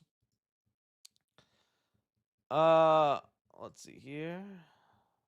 Sorry, just people being racist in the chat. Don't like that one bit, y'all. Don't like that one bit. Let me get rid of this fool. There we go. Banned. Any updates on Godzilla X Kong Supernova? People were saying that there were leaks. It looks like it was about that Funko Pop, but it's been debunked. So unless there's something else, don't know. Tomorrow is Tobey Maguire's birthday. Also, what are your thoughts on GTA 6 physical release being a code rather than a disc? It's sad, man. You know, I was literally having this conversation with my lady because I told you guys I'm recently gotten into retro gaming. Don't have much time to do it. But I'm trying to, and I think one of the reasons I really got into it is because I want to have just a small collection of like PS2, GameCube, Nintendo 64, Game Boy Advance games, just little things like that. Because I really want to be able to share that with my son, because every little boy likes video games at some point, and I think it'd be a cool thing to be like, hey, this is kind of what it was like, son, and this came out this time, and this and this. As I was doing that, I was thinking to myself, man, it's crazy I'm doing all this stuff, getting nostalgic for things I grew up on, because I did play N64 games. I had a cousin with a GameCube, I'd play that. Definitely a lot of PS2 games, because that was my console, and Wii games. But it made me think, I was like, for my son, what is he going to be nostalgic for growing up in this era? Because the video game landscape is changing so much. One, because of AI and RAM, prices for consoles are so skyrocketing that, I'll probably still be able to afford one, but so many kids won't. They'll be priced out of being able to afford a PS6 or the next Xbox or thing like that. And they'll just have to stick to, past consoles. And then there's the thing of there's no more physical copies. A lot of games are moving towards a digital only thing. So that feeling of like, oh, you just got a game, you bought it at Walmart, now you're in the car ride home and you're reading the back, even though you don't like to read, and you're looking at the pictures and you're like, I can't wait to play this. I hope this game doesn't suck and I didn't just waste time begging for this. That isn't there because now they just like scroll and look up. So it made me think, when he is 25, 30, what does nostalgic or retro gaming even look like? Because you're not going to go on eBay and buy a digital copy of GTA 6, because since it's a digital game, it'll probably always be in some digital library, but hopefully you have the PS10 to download that retro copy, right? So it's definitely makes you think like, man, what is retro gaming going to look like for the next generation, the generation like being born right now? That was just an interesting thing to think about. Let's see here. Did you do a back session double feature? No, I didn't see them on the same day, but I do like that name, back sessions. I watched the last Airbender movie, and am I a bad human? No, you're no bad human. That was just, poor directing choice, unfortunately. And I like M. Night. I create an original AI fantasy universe called Goldgen and have been building it for years. I'd love to hear your thoughts on the project. Just Google it. I am just unfortunately not into AI created stuff like that, but if you find success and your people I hope you get there, man. Unfortunately, just don't have an interest in that. Jeez, we got a spammer here. Chris, my dad died in 2021. I remember watching your Spider-Man No Way Home videos, and they helped me forget everything 5 years later, and I'm still a fan. Jolene, thank you. Okay, well, that's a nice, sweet message. I appreciate it. No longer need to spam it in the chat, but sorry for your loss, man. That is hard. That is definitely hard, and I'm glad I could be helpful in your tough time. Let's see here. You buy IMAX. Oh, I didn't buy it on eBay. I saw, though, they will be sold at AMC's. I'm hoping Cinemark has it, and if that's the case, I'm golden. Because there's like a Cinemark really close to me. Almost nobody buys popcorn buckets there. Probably because it's like a dine-in theater, and you don't expect them to have the popcorn buckets. But this Cinemark always has them in stock. They never run out. So, and it's only like a 7-minute drive.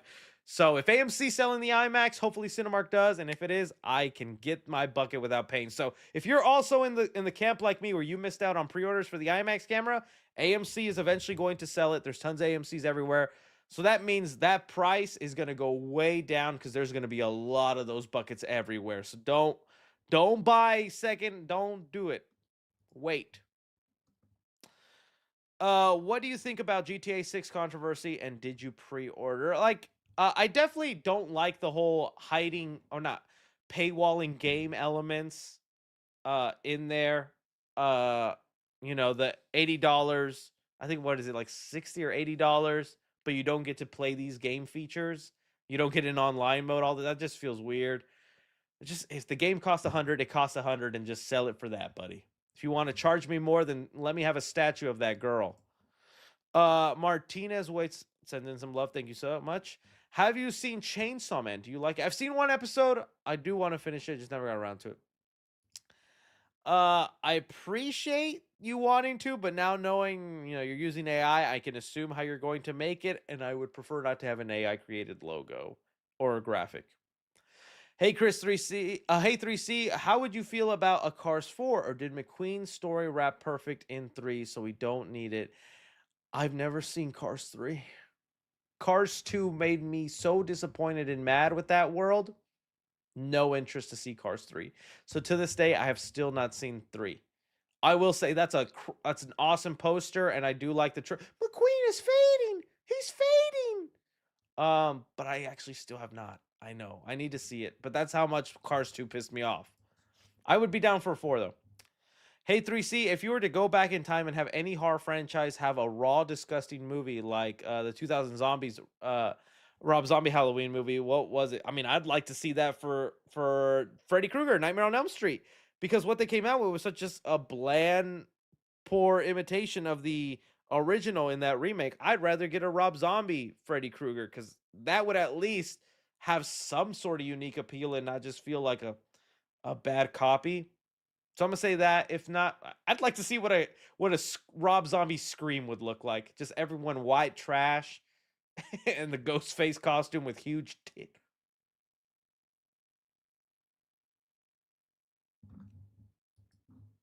Sorry, my programming was updating.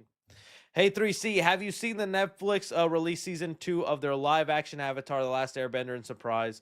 Most people ain't enjoying it, me included. I am seeing a little bit of hate, but I'm also just seeing barely anyone talk about it. It sucks. I do think this will probably be it for that. Let's see here. Hey, 3C, Cars 4, would you want? I mean, I would, and especially if you say Cars 3 is good, I'll give it a chance. I'll check it out. But yeah, I'd be down for 4 if it works out. Have you pre-ordered? I haven't pre-ordered it yet, but I'm definitely getting the game. But that's the thing. There's no rush to pre-order now.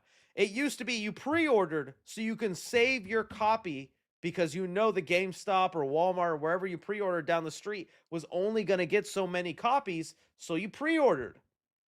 The game's digital now. They're going to run out of digital copies? I'll buy it literally the day before the game comes out, or whenever you can play it before. Why is there a rush to pre-order it right now? It'll be there. It'll be there tomorrow. It'll be there next week. It'll be there in a couple months. There's no worry about a copy disappearing like at my local GameStop because it's digital now. I don't know.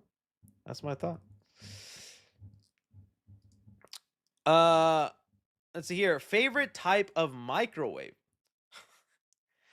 You know what? You laugh. I laughed, but a big one.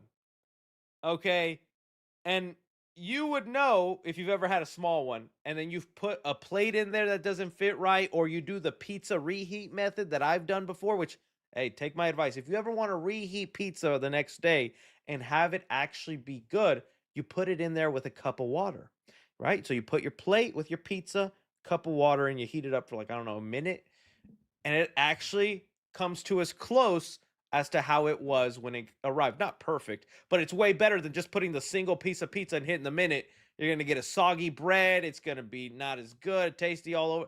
Put a cup of water in there. You'll thank me later. But you got that small microwave. How you going to angle it? How you going to put that in there? So I like a big microwave. Big microwave. Huge fan. I've been watching since Spider-Man No Way Home days, and I'm a small creator trying to make it. Do you have any advice? Also, man, you're an inspiration. My advice is short form. I'm seeing a lot of great people. Some of my mutuals now kicked off having a good career because they're doing short form. That's where you start off, and then you dip your toes in long form as you're mastering your editing, your personality, your voice online. So short form.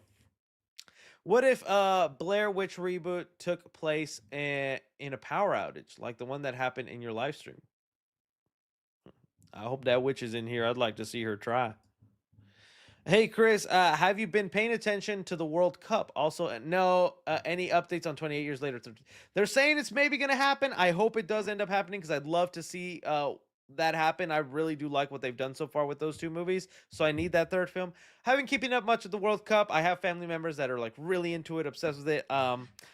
They even bought my son a little jersey, and so he got one. It was very adorable. So I just every time I see them, which is on weekends, I'll just be like, so who's winning right now? Who's getting it? But it is cool to see on there. If Jackass came back, it will be a full reboot with new for the I think that's how it'll be, and I think Johnny will at least be the host or the like the one who dictates what is going to happen and what to do, but he's not going to really do any stunt. One of the Impractical Jokers has a horror. Oh yes, I did see this in a couple months. Don't Move, based on a book he wrote. Sounds interesting. Yeah, and it's like a giant spider movie. Kind of interested. Kind of interested. I just want to see a trailer first.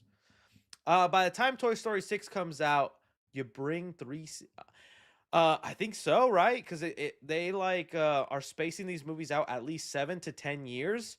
By that time, he's definitely going to be movie theater age. I don't know what is the best age to take a kid to the theaters for the first time. Thinking maybe 3 or 4. They can, sit still and whether they enjoy watching a movie, because there's some kids who like have no interest in a movie. So we'll see what he's like when the time comes. But yeah, by that time, Toy Story 6, yeah, definitely.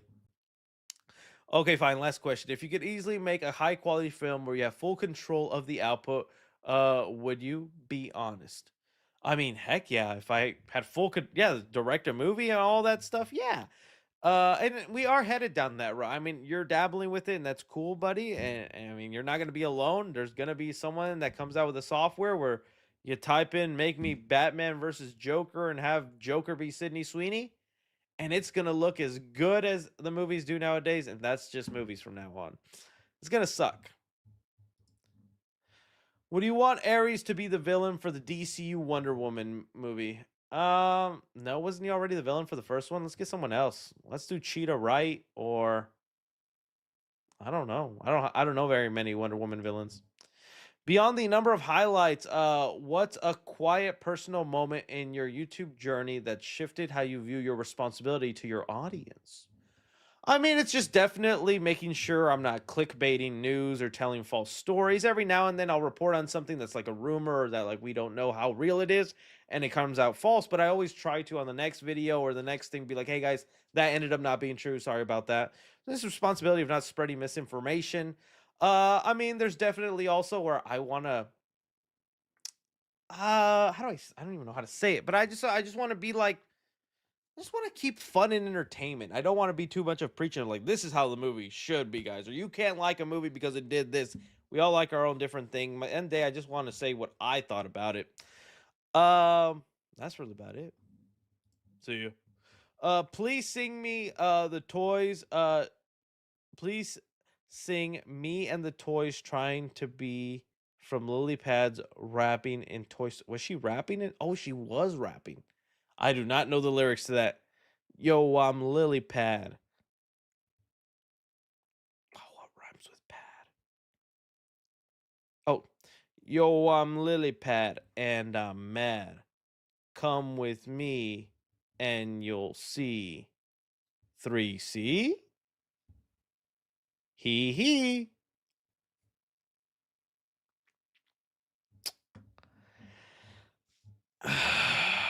Massive W banning those terrible people. I mean, yeah, I don't want that. We're just here to have fun. I don't no need for any of that. With that said, that is the final super chat. That is what we're ending it. People tell me L bars. It's so funny. I thought one point in high school I could be a SoundCloud rapper. Everybody had just because I listened to a little Eminem. It's like I'm pale and have some swagger. I could do this too. I could not do this. I have no rhythm. I could not rap. People who write songs and make them, like the Good Mythical Morning people. If I could have the basketball from Space Jam and steal that ability from them, I'd do it. Love your guys' faces. Thank you so much for being here. Y'all are amazing people. Thank you so much, guys. I love your faces. Have a good night.